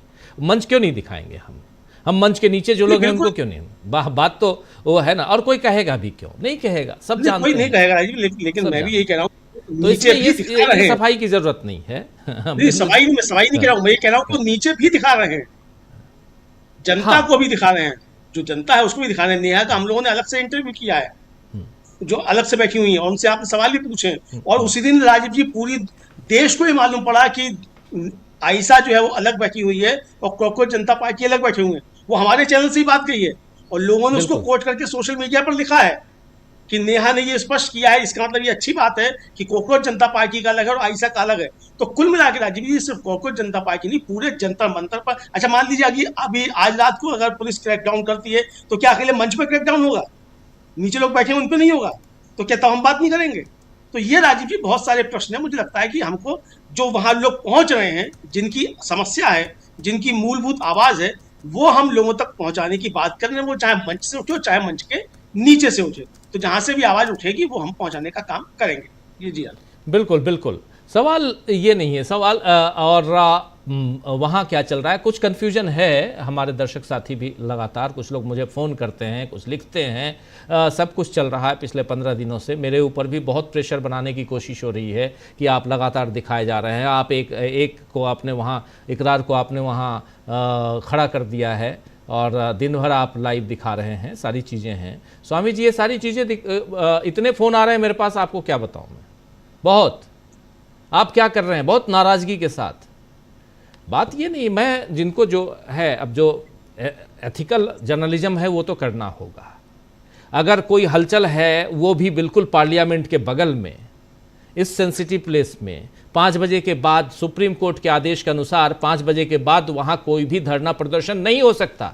पिछले 16 दिन से धरना प्रदर्शन चल रहा है, कैसे नहीं दिखा सकते हम? सुप्रीम कोर्ट के आदेश की अवहेलना हो रही है वहाँ पे, कैसे नहीं दिखा सकते हम? कल को हमारे वो नहीं, गोदी मीडिया वाले नहीं जा रहे हैं, न जाएं, लेकिन हमारा तो फ़र्ज़ बनता है कि इसको दिखाया जाए, और हमारा फ़र्ज़ बनता है कि यहाँ उन तमाम चेहरों को आइडेंटिफाई किया जाए कि कौन किसके साथ है, कौन किस मंच पे है, और हम तो यही कर रहे हैं। अब इतना घोषित तौर पे जर्नलिज्म में ये भी नहीं कहा जाता है जो अभी मैं खुल के कह रहा हूं, इस मन से कह रहा हूं, नहीं कहा जाता है। मैं अपने एथिकल वैल्यूज को डाउन कर रहा हूं, माफी चाहूंगा। जर्नलिज्म में जो सीखा है इसमें एथिकल वैल्यूज उसको मैं डाउन कर रहा हूं और मैं बता रहा हूं कि मैं उन चेहरों को, हमारे लोग, और ये हम लोगों का काम है, आप सब जर्नलिस्ट आप सब जानते हैं कि नाम ना उजागर करें, चेहरा ना उजागर करें, पहचान ना उजागर करें, सोर्सेज ना बताएं और एथिकल वैल्यूज को बरकरार रखें, डाउन ना करें। वो सब हो रहा है, लेकिन चलिए कोई बात नहीं, ये चलता है और बहुत महत्वपूर्ण है, ऐसे सवाल आएंगे। लेकिन एक उहापोह की स्थिति क्यों है ये समझने की कोशिश जरूर करेंगे। स्वामी जी माफ़ी चाहूँगा, बहुत देर तक आपको आप रुके हुए हैं, आपको रोक के रखा, और आपका जो कमेंट है वो बहुत वैल्यूएबल होता है हमारे दर्शकों के लिए। ये जो बहस हम कर रहे हैं और ये इम्पॉर्टेंट क्यों है, ये इसके तह में जाना ज़रूरी है। क्या है क्या नहीं ये नहीं, लेकिन ये इम्पॉर्टेंट क्यों है ये बहुत महत्वपूर्ण हो जाता है, और इसकी मैं रूपरेखा पहले रख चुका हूँ। अगर गौर फरमाएं तो नरेंद्र मोदी विदेश चले, फिर तो हम तो चले जी झोला उठा के 6 दिन के लिए, जबकि ईरान में इतनी बड़ी घटना घट रही है। ईरान में लाखों की संख्या में वहां पर दुनिया भर के लोग पहुंचे हुए हैं।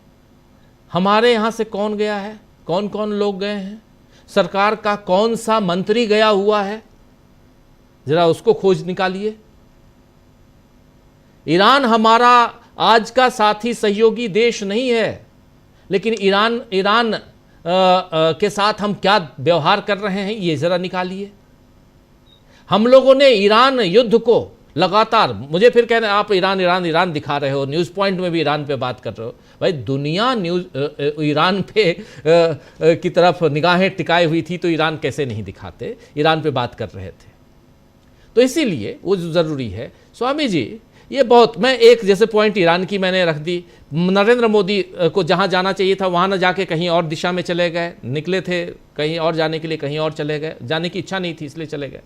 दूसरी महत्वपूर्ण बात यहाँ पे कि अब यहाँ से जो अभी जयशंकर जी के पास आया था, तो मैं उनके सामने भी ये बात रखी थी, मैंने प्रशांत जी के सामने, प्रेम कुमार जी के सामने भी मैंने रखी थी कि 15वें दिन, आज से 15वें दिन में इसी दिल्ली में ज़बरदस्त गहमागहमी होना है, बवाल मचना है, और वो है संसद के दोनों सदनों के सत्र की शुरुआत। और जैसे बताया जयशंकर जी ने, बहुत छोटा है, 20 जुलाई से 13 अगस्त तक का बहुत छोटा सत्र है, 13 दिन उधर और इधर आप जोड़ लीजिए 10 दिन, 23 दिन में रविवार और शनिवार को हटा दीजिए, लगभग 15 दिन का, मतलब 2 सप्ताह का सेशन है, मात्र 2 सप्ताह का सेशन। और इसमें इतनी गहमागहमी होगी, और जंतर मंतर तो है ही, राहुल गांधी का कार्यक्रम हो ही रहा है, देश भर में हाहाकार मचा हुआ है, पेट्रोल डीजल की कीमत वही है, एथिलॉन का मामला चल ही रहा है, किसानों की तकलीफें आप देख रहे हैं, बारिश कहीं बहुत ज़्यादा हो रही है, कहीं कम हो रही है, तमाम समस्याएं हैं, मूलभूत जो समस्याएं, महंगाई, बेरोजगारी, किसानी, इन सब की समस्याएं। स्वामी जी कैसे देखा जाए, जरा इसके आयाम को अगर सामने रखा जाए तो। मैं लिबर्टी इसलिए ले लेता हूं, आवाज आ रही है? जी अच्छे से आ रही। मैं कह रहा हूं मैं लिबर्टी इसलिए ले लेता हूं, एक प्रबुद्ध व्यक्ति ने यह कहा था कि जहां पे बुद्धिमान लोगों का जमघट हो वह बोलना जरूर, और जहां मूर्खों की जमघट हो वह बिल्कुल मुंह मत खोलना। और क्योंकि आपके जो दर्शक श्रोता है और आप लोग हैं सारे, वो सारे प्रबुद्ध हैं, इसलिए मैं कभी कभी बोल देता हूं। और देखिए एक और चीज है, आप लोग हैं जर्नलिस्ट, प्रबुद्ध जर्नलिस्ट, मैं जर्नलिस्ट नहीं हूं, मैं एक अध्यापक हूं, तो मैं तो अध्यापक की तरह बात करता हूं। देखिए हमारे मैनेजमेंट साइंस में एक BCG मैट्रिक्स होती है, एक G मैट्रिक्स होती है। उसमें यह होता है we always have to see things in comparison. ये बात आप क्या सच नहीं है कि कांग्रेस जंतर मंतर के लिए, आंदोलन के लिए अनुमति मांग रही है, उनको आंदोलन की अनुमति नहीं मिली, इनको मिल गई। अनुमति खत्म होने के बावजूद ये लोग वहां बैठे हुए हैं। कोटा के अंदर एग्जामिनेशन के 2 दिन पहले जब राहुल गांधी ने वहां पे मीटिंग की, हजारों के बच्चों की संख्या थी और कोई जीप और बस और ट्रक की व्यवस्था नहीं थी, सब अपने आप पहुंचे थे वहां पे। बच्चे वो लोग थे जिनको एग्जामिनेशन देना था। मेरा देखिए कहने का मतलब यह है कि जो देखिए हो क्या रहा है असल में, आज के तारीख में गोदी मीडिया तो दिखा नहीं रहा कि कांग्रेस के किसी आंदोलन को नहीं दिखा रहा, जबकि आपने नाम सुना होगा नीतीश कटारिया का। नीतीश कटारिया ने जब ये दीपेंद्र हुड्डा के ऊपर पानी का कैनन फेंका गया था, उसने हाथ लगा दिया था, पूरा हाथ उसका छिल गया था लोगों की। आपको हरियाणा के अंदर की एक घटना आपको बताता हूं, अभी 3-4 दिन पहले की घटना है। कांग्रेस के कार्यकर्ता एक टेंट लगा के वहां बैठे हुए हैं, 15-20 मोटरसाइकिल के अंदर गुंडे आते हैं और उनको मार मार के डंडों से भगाते। गुंडे, पुलिस नहीं, गुंडे भगा देते हैं। देखिए मुश्किल क्या हो रही है, देखिए असली समस्या यह है कि ये जो एक थर्ड फोर्स बनाने की बात हो रही है, जिससे देखिए भारतीय जनता पार्टी जानती है, बिल्कुल प्रशांत जी ठीक कह रहे हैं, अमलेंदु जी ठीक कह रहे हैं, सब ठीक कह रहे हैं, आज भारतीय जनता पार्टी के खिलाफ बहुत ज्यादा मुखर विरोध है। ऐसे मुखर विरोध में भारतीय जनता पार्टी केवल एक तरीके से मुकाबला कर सकती है, विपक्ष को पराजित कर सकती है, एक थर्ड फोर्स खड़ा करने की। देखिए मैं एक अध्यापक के रूप में, क्योंकि मैंने बताया कि मैं जंतर मंतर गया था, 5 दिन मैंने कॉकरोच जनता पार्टी ज्वाइन की थी, लेकिन मुझे जो लग रहा है जिस प्रकार से ये लोग बदहवास दिख रहे हैं और जिस प्रकार से संजय सिंह वहां जा रहे हैं और बाकी लोग जा रहे हैं, क्योंकि ये भी कहा जा रहा है कि आम आदमी पार्टी के वहां ज्यादातर कार्यकर्ता हैं और वहां पे राइट विंगर्स भी बहुत ज्यादा हैं। देखिए मेरा निवेदन केवल एक है, देखिए मैं गलत हूं या कौन गलत है ये मैं नहीं कहूंगा, इसलिए हर व्यक्ति का अपना व्यक्तिगत विचार है और सबके विचारों का मैं सम्मान करता हूं, और मैं जो भी बोल रहा हूं मैं व्यक्तिगत तौर पे बोल रहा हूं। डीवी लाइव की जो एक सैद्धांतिक लड़ाई है जो 70 साल से आप लोग लड़ रहे हैं, और आप लोग लड़ रहे हैं, प्रशांत जी लड़ रहे हैं और राजीव जी आप लड़ रहे हैं, मैं आपका पूरा पुरजोर समर्थन करता हूं। लेकिन मैं ये कह रहा हूं कि ये जो वास्तविकता में जो भारतीय जनता पार्टी की, मुझे अब एक अध्यापक के रूप में, एक जर्नलिस्ट के रूप में नहीं, मुझे एक स्ट्रेटेजी नजर आ रही है कि सारी निगाहें जो अभी तक अपोजिशन की तरफ हुआ करती थी वो सारी की सारी कांग्रेस जनता पार्टी की तरफ हो गई है। जबकि कांग्रेस जनता पार्टी का जो आंदोलन मैं पिछले 15 दिन से वॉच कर रहा हूं, उसकी संख्या ना बढ़ रही है ना घट रही है, उतने ही लोग हैं। और हो सकता है 2012-13 में जो अन्ना हजारे का आंदोलन हुआ था वो कांग्रेस को हटाने के लिए हुआ था, और हो सकता है, आई एम नॉट श्योर, हो सकता है गलत हो सकता है ये आंदोलन भी कॉकरोच को विपक्षी मार्ग से हटाकर अपना विकल्प पैदा करने का हो सकता है मैं गलत हूं, मुझे क्षमा कीजिएगा अगर मैंने कुछ गलत बोला, लेकिन मेरे व्यक्तिगत विचार है और इसका सारा उत्तरदायित्व केवल मेरे पे। नहीं, बिल्कुल बिल्कुल स्वामी जी, आपके विचार, न सिर्फ आपके विचार, तमाम हमारे साथियों के विचार, व्यक्तिगत विचार और विश्लेषण। और आप देखिए, हम लोग पत्रकार हैं, जर्नलिस्ट हैं, आप अध्यापक हैं, लेकिन आपका विश्लेषण बहुत महत्वपूर्ण हो जाता है। पत्रकारों का विश्लेषण हम लोग थोड़ा उसके डीप में दूसरे ढंग से एनालाइज करने की कोशिश करते हैं, आप किसी और ढंग से करने की कोशिश करते हैं, वो भी ज़रूरी है, क्योंकि अलग अलग ढंग से अगर किसी बात का विश्लेषण न हो तो फिर मुख्य मुद्दे को समझा नहीं जा सकता है। समझने के लिए ज़रूरी है, इसलिए आप जो कह रहे हैं और पहले भी आपने जो कहा बिल्कुल सही कहा। मेरा काम है कि मैं अपना पक्ष रखूं जैसे आपने रखा, तो इसमें हम लोगों के बीच कोई विरोध नहीं है, न मैं आपका विरोध कर रहा हूं ना आप मेरा विरोध कर रहे हैं या हमारे साथियों का। आप बहुत महत्वपूर्ण बात कर रहे हैं जो हमेशा करते हैं, बहुत यहाँ इसलिए और आज के दौर में, क्योंकि देखिए समय और देश जिस दिशा में जा चुका है वहाँ हो सकता है कि हमारे आपके बीच, आपके मतलब न सिर्फ प्रोफेसर अखिल स्वामी, न सिर्फ हमारे यहाँ और बैठे हुए 5 साथी, बल्कि हमारे दर्शकों और हमारे बीच भी बहुत सारी बातों पे उनकी बात मुझे पसंद ना आए और मेरी बात उनको पसंद ना आए, ये भी हो सकता है, क्योंकि ये समय बहुत ही कठिन है, मुश्किल समय है, और ऐसे में एक दूसरे को समझना समझाना मुश्किल होता है। और इसलिए इस समय को पहले ठीक करने के लिए क्या किया जा सकता है उस पर विचार करना जरूरी है। और जितने लोगों से आप बात कीजिए, सबके टोन बदले हुए अब नजर आते हैं। मैक्सिमम लोगों के टोन बदल गए हैं प्रशांत जी, और उस टोन के बदलने से हमको खुशफहमी में हम चले जाए ये नहीं है।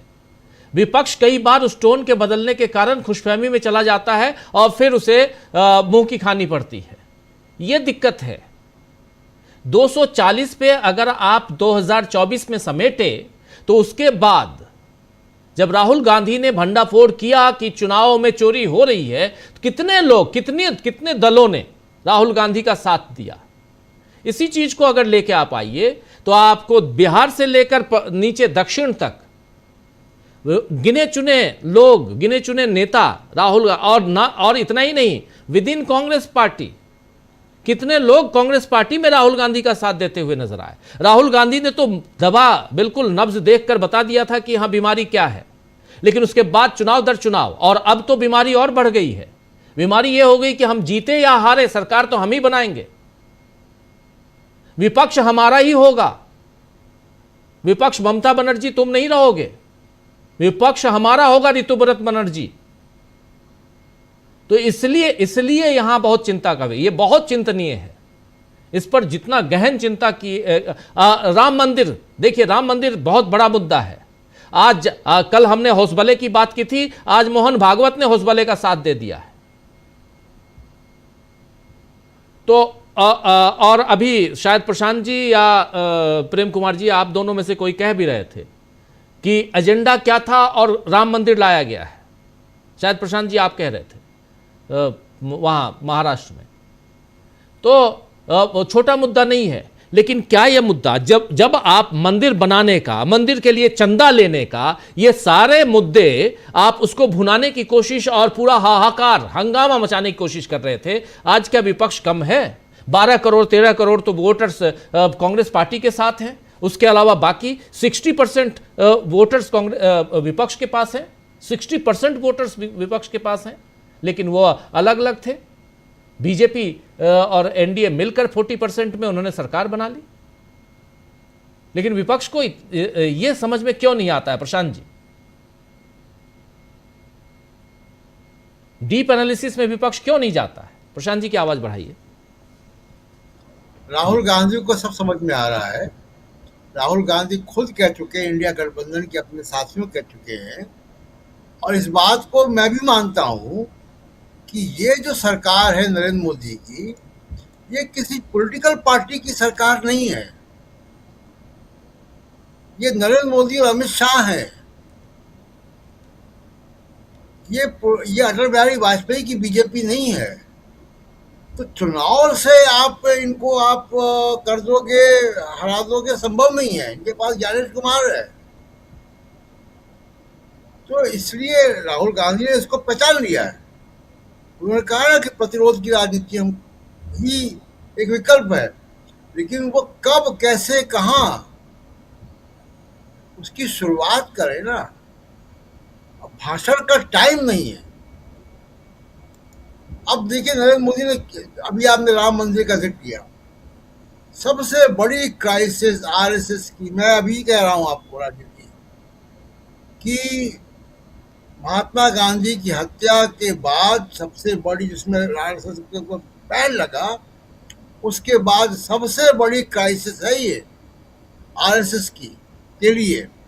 इसलिए जो बेलगावी में मीटिंग हो रही है उसका एजेंडा बदला गया, और वो छोटी मोटी मीटिंग नहीं है।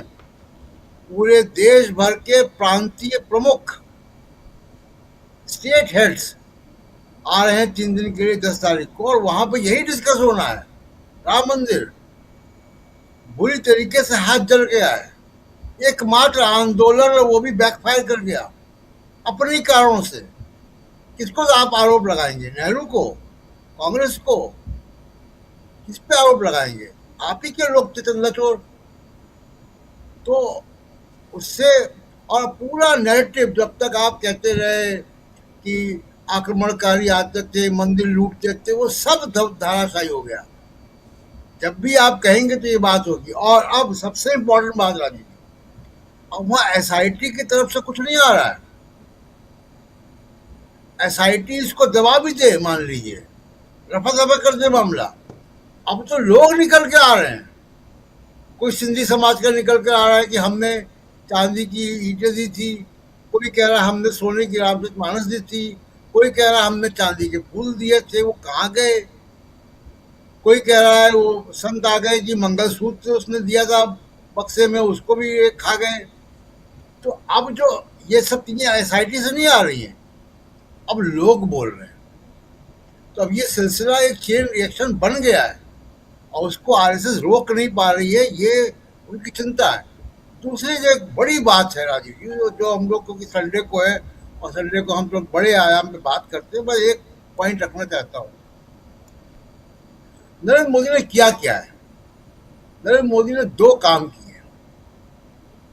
स्टेट को उन्होंने रिप्लेस कर दिया मार्केट से और रिलीजन से। तो स्टेट का फैसला नहीं होता, एथेनॉल का फैसला स्टेट का नहीं फैसला, मार्केट का फैसला है, लॉबी का फैसला है, एथेनॉल लॉबी का फैसला है। तो स्टेट अब नहीं कर रहा है। उसको हो क्या रहा है कि अब स्टेट रीऑक्यूपाई करने की कोशिश कर रहा है। ये एक अंदर खाने जो मुहिम है, जिसकी चर्चा अभी जयशंकर जी भी कर रहे थे, कि बहुत सारी आवाजें सुनने को मिलती हैं।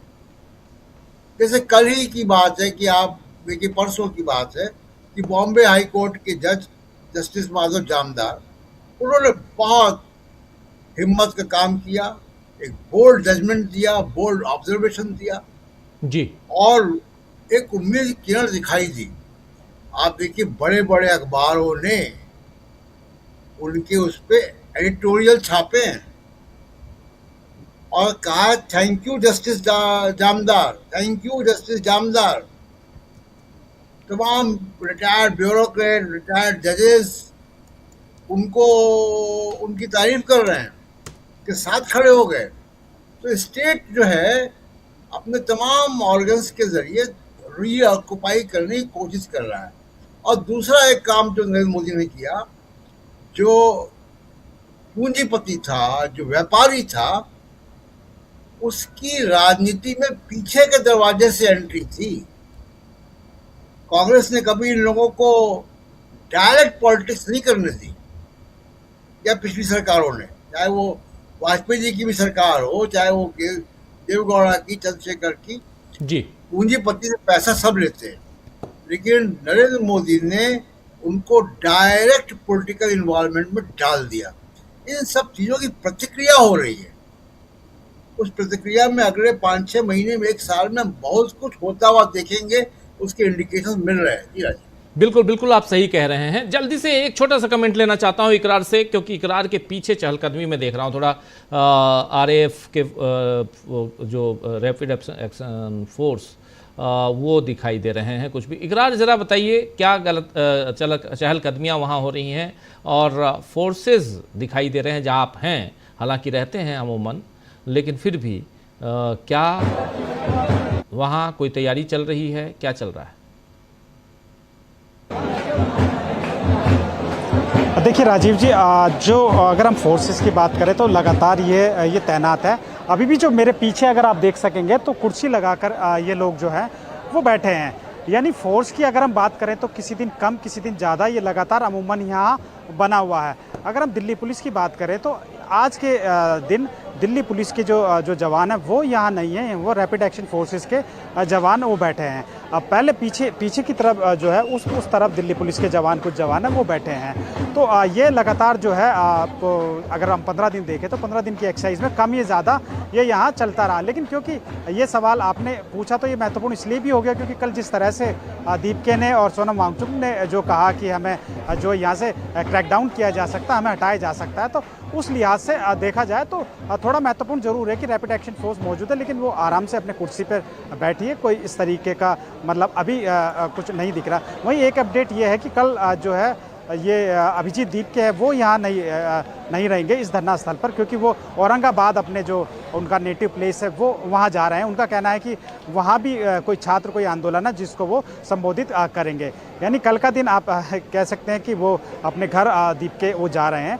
और जो तमाम जो दरअसल जो रविवार का दिन है और जिस तरीके की अपील बार बार यहाँ से की जा रही है लोगों के आने की, वो लगातार बदस्तूर जारी है। आज भी उन्होंने कहा कि, और बल्कि आज की भीड़ देखकर तमाम जो यहाँ पर प्रदर्शनकारी हैं वो काफ़ी खुश हैं, क्योंकि आम दिनों पिछले 15 दिन से ज़्यादा मुकाबले यहाँ लोगों की भीड़ है और लगातार लोग जो हैं अपने साथ जो भी खाने की चीज़ लाते हैं, उस तरीके का आज यहाँ वो माहौल है। ये राजीव जी फिलहाल यहाँ चल रहा है, लेकिन उस तरीके की अभी कोई सख्ती नहीं दिख रही है। जैसा आज दिल्ली पुलिस ने भी जो लोग आ रहे थे उन्हें आने दिया गया, और सुबह कुछ किसान संगठन के लोग आए थे, वो यहाँ आए और अपनी मन से अपनी बात रखी, जैसा कि यहाँ पिछले 15 दिन से चल रहा है। तो ये राजीव जी आपकी जो आज की अगर हम डेट की बिल्कुल बिल्कुल, बहुत बहुत शुक्रिया इकरार, हमारे साथ बने रहने के लिए, जुड़े रहने के लिए, तमाम जानकारियां यहाँ देने के लिए बहुत बहुत शुक्रिया।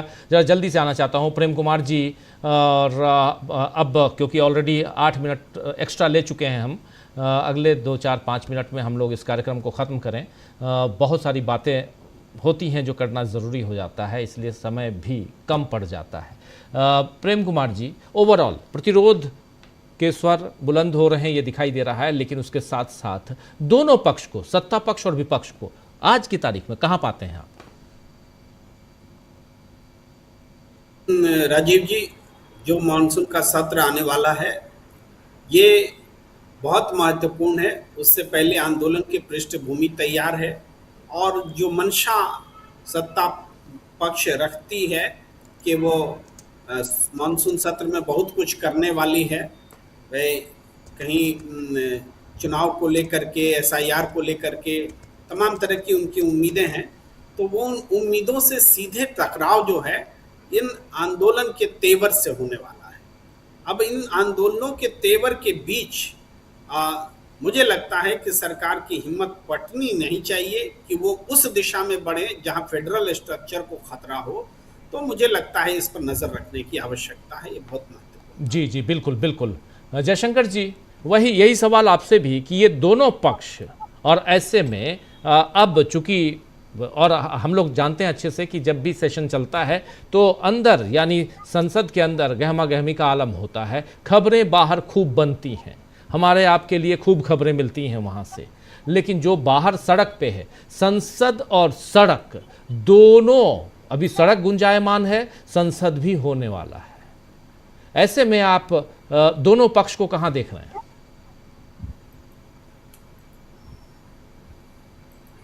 कि विपक्ष हल्ला हंगामा करे इन सवालों पे, और उस हल्ला हंगामे के बीच में सदन की कार्रवाई को स्थगित किया जाए, हल्ला हंगामे, ताकि विपक्ष अपनी बात कर ना पाए, विपक्ष को ऐसा मौका ना दे कि विपक्ष अपनी बात किसी भी मुद्दे पे, चाहे वो राम जन्मभूमि मंदिर में जो लूट डकैती हो रही है वो हो, चाहे एथेनॉल का मामला हो, चाहे एक्सप्रेसवे के निर्माण में जो भ्रष्टाचार हुआ है उसका मामला हो, या नीट पेपर्स लीक है, या जंतर मंतर पे जो धरना प्रदर्शन आमरण अनशन चल रहा है, ये सारे इश्यूज हैं। विपक्ष तो चाहेगा कि उसको उठाएं, लेकिन उसको इजाजत नहीं देंगे वो लोग, और चाहेंगे कि किसी न किसी बहाने हल्ला हंगामा हो जाए। इसी हल्ला हंगामे के बीच वो चाहेंगे कि उनके कुछ विवादित विधेयक भी जो हैं वो भी अगर निकल जाएं तो वो उनकी कोशिश होगी। इस मामले को विपक्ष को भी थोड़ी सी अपनी रणनीति इस बारे में भी सोच करके तैयार करनी होगी, ताकि हमको कैसे उससे निपटना होगा। मुझे लगता है एक तो ये है। दूसरी बात यह है कि राजीव जी देखिए, गोदी मीडिया जो करना है वो तो करेगा ही करेगा, लेकिन आप देखिए कि जब अयोध्या मंदिर में लूट का मामला आया है, चोरी डकैती का मामला आया है, तो गोदी मीडिया के लोग उसको इग्नोर नहीं कर पाए।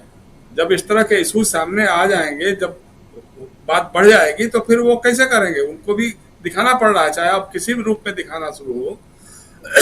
अब आरएसएस और बीजेपी के लोगों ने अपने आईटी सेल को लगाया है ताकि बचाव में कुछ घुसा जाए। मुझे मालूम है, हम जब आरएसएस के लोग मिलते हैं कभी, या बीजेपी के लोग मिलते हैं, कहते हैं साहब क्या करें, कहाँ तक बचाव करें, जो इन्होंने लूट मचा रखी है, जो अंधेरगर्दी मचा रखी है, वो हम लोग के सर पे भारी होता है कि हम क्या करें, क्या जवाब दें, लेकिन मजबूरी है कि कुछ ना कुछ हम लोग को बोलना पड़ता है। तो हालत यहाँ तक आ गई है, ऐसा नहीं है। लेकिन एक ही है, किसी भी, जैसे मैंने पहले भी कहा, अभी भी कह रहा हूँ, कि कोई भी आंदोलन हो उसकी नीयत पे शक नहीं करना चाहिए। उससे क्या हम लाभ उठा सकते हैं, उसको क्या राजनीतिक दिशा हम दे सकते हैं, ये अपोजिशन की रणनीति में होना चाहिए कि हम उसको एक आगे दिशा। भाई व्यक्ति तो कच्चा धागा होता है ना, अन्ना हजारे नहीं है, अन्ना हजारे आए, धूमधाम से किए, आरएसएस पीछे से उनके लग गई, अपना काम उन्होंने कर दिया। शुरू में तो कहा गया ना कि कांग्रेस जो है, कांग्रेस के लोग ही इसको भी बढ़ावा दे रहे हैं, और रामदेव को, फलाना को, ढेकाना को, ताकि वो कहीं अरविंद केजरीवाल का रिश्ता खोजा जा रहा था कि भोपाल में शीला दीक्षित के बेटे और उनका एनजीओ एक साथ मिलकर चलता है, ये सारी बातें भी हो रही थी। लेकिन उसके पीछे एक सुनियोजित रणनीति थी, उन्होंने उसका लाभ उठा लिया। मुझे लगता है कि कांग्रेस जनता पार्टी कोई ऐसा अभी न तो कोई उसकी सदस्यता है और न कोई उसका उस ढंग का तैयारी है, लेकिन इशूज अगर उठा रहे हैं, अगर उनको इशूज की पकड़ है, इशूज की पहचान है कि इस इशू पे इस देश का छात्र और युवा जो है आक्रोशित है और वो सड़क पे आ सकता है, तो वो उसको कर रहे हैं। तो उसको मेरे ख्याल से कि अपोजिशन के लोगों को भी उनका साथ देना चाहिए और तैयारी रखनी चाहिए कि अगर कल को कोई फिसलन हो आंदोलन में, कल को कोई इधर का उधर होने वाला हो, तो आप उसकी बागडोर को थाम सकें और उसको चलाएं। क्योंकि देखिए, संसद से बहुत ज्यादा उम्मीद आज की संसद से मुझे नहीं लग रहा है, क्योंकि इनकी जो रणनीति हम देख पा रहे हैं, जो पिछले जो बैठकों में देखा है और अभी भी जो होने वाला ऐसा लग रहा है, उसको लेकर के इनको उस ढंग से आप नहीं कर सकते हैं। चुनाव की प्रक्रिया को पूरी तरह से कब्जा कर चुके हैं। उसका एक ही जवाब है, सिंहासन खाली करो कि जनता आती है। जनता जब सिंहासन की तरफ पहुंचना शुरू कर देगी ना, जैसे आपने मेरा परिचय बताया कि मैं आपातकाल में जेल गया कांग्रेस के जी में, आपको यह भी बता दूं मैं कि जनता पार्टी की सरकार में भी मैं जेल गया। हमारी अपनी पार्टी की सरकार थी, मैं उस समय युवा जनता का नेता था इलाहाबाद विश्वविद्यालय में, और मुझे जिंदगी में पहली बार सजा हुई थी जो वो जनता पार्टी की सरकार के जमाने में हुई थी। मधु दंडवते रेल मंत्री थे इलाहाबाद में, हम लोगों ने उनका घेराव किया था कि बेरोजगारों को काम दो या बेकारी का भत्ता दो, ये हमारा नारा होता था। आपकी सरकार बन गई, कितने लोगों को रोजगार दिया और बेकारी का भत्ता क्यों नहीं दे रहे हैं? ज्योति बसु ने तो दे दिया है। तो ये इस तरह की चीजें चूंकि होती हैं, कोई धर्मेंद्र प्रधान तो बहुत मामूली चीज है, इस्तीफा होगा नहीं होगा क्या होगा, लेकिन जब आंदोलन आगे बढ़ते जाएगा, जब इशूज और इसके साथ जुड़ते चले जाएंगे, तो फिर उसको आप रोक नहीं पाएंगे। जी राजीव जी, मैं बिल्कुल बिल्कुल बिल्कुल, बहुत शुक्रिया जयशंकर जी, बहुत बहुत शुक्रिया प्रेम कुमार जी, प्रशांत जी, अमलेंदु जी, आप सबका बहुत शुक्रिया, बहुत बहुत धन्यवाद इस चर्चा में बने रहने के लिए। प्रोफेसर अखिल स्वामी जी जुड़े और इकरार जुड़े, आप सबका भी बहुत बहुत शुक्रिया। तमाम साथी जो इस कार्यक्रम में जुड़े रहे, अपने विचारों को आप लोग रखते रहे और अवगत होते रहे, कराते रहे, आप सबका बहुत बहुत शुक्रिया। और तमाम साथी जो लिखते हैं कमेंट, आप लोगों के कमेंट पढ़ पाऊँ ना पढ़ पाऊँ ऑन कैमरा, लेकिन ऐसे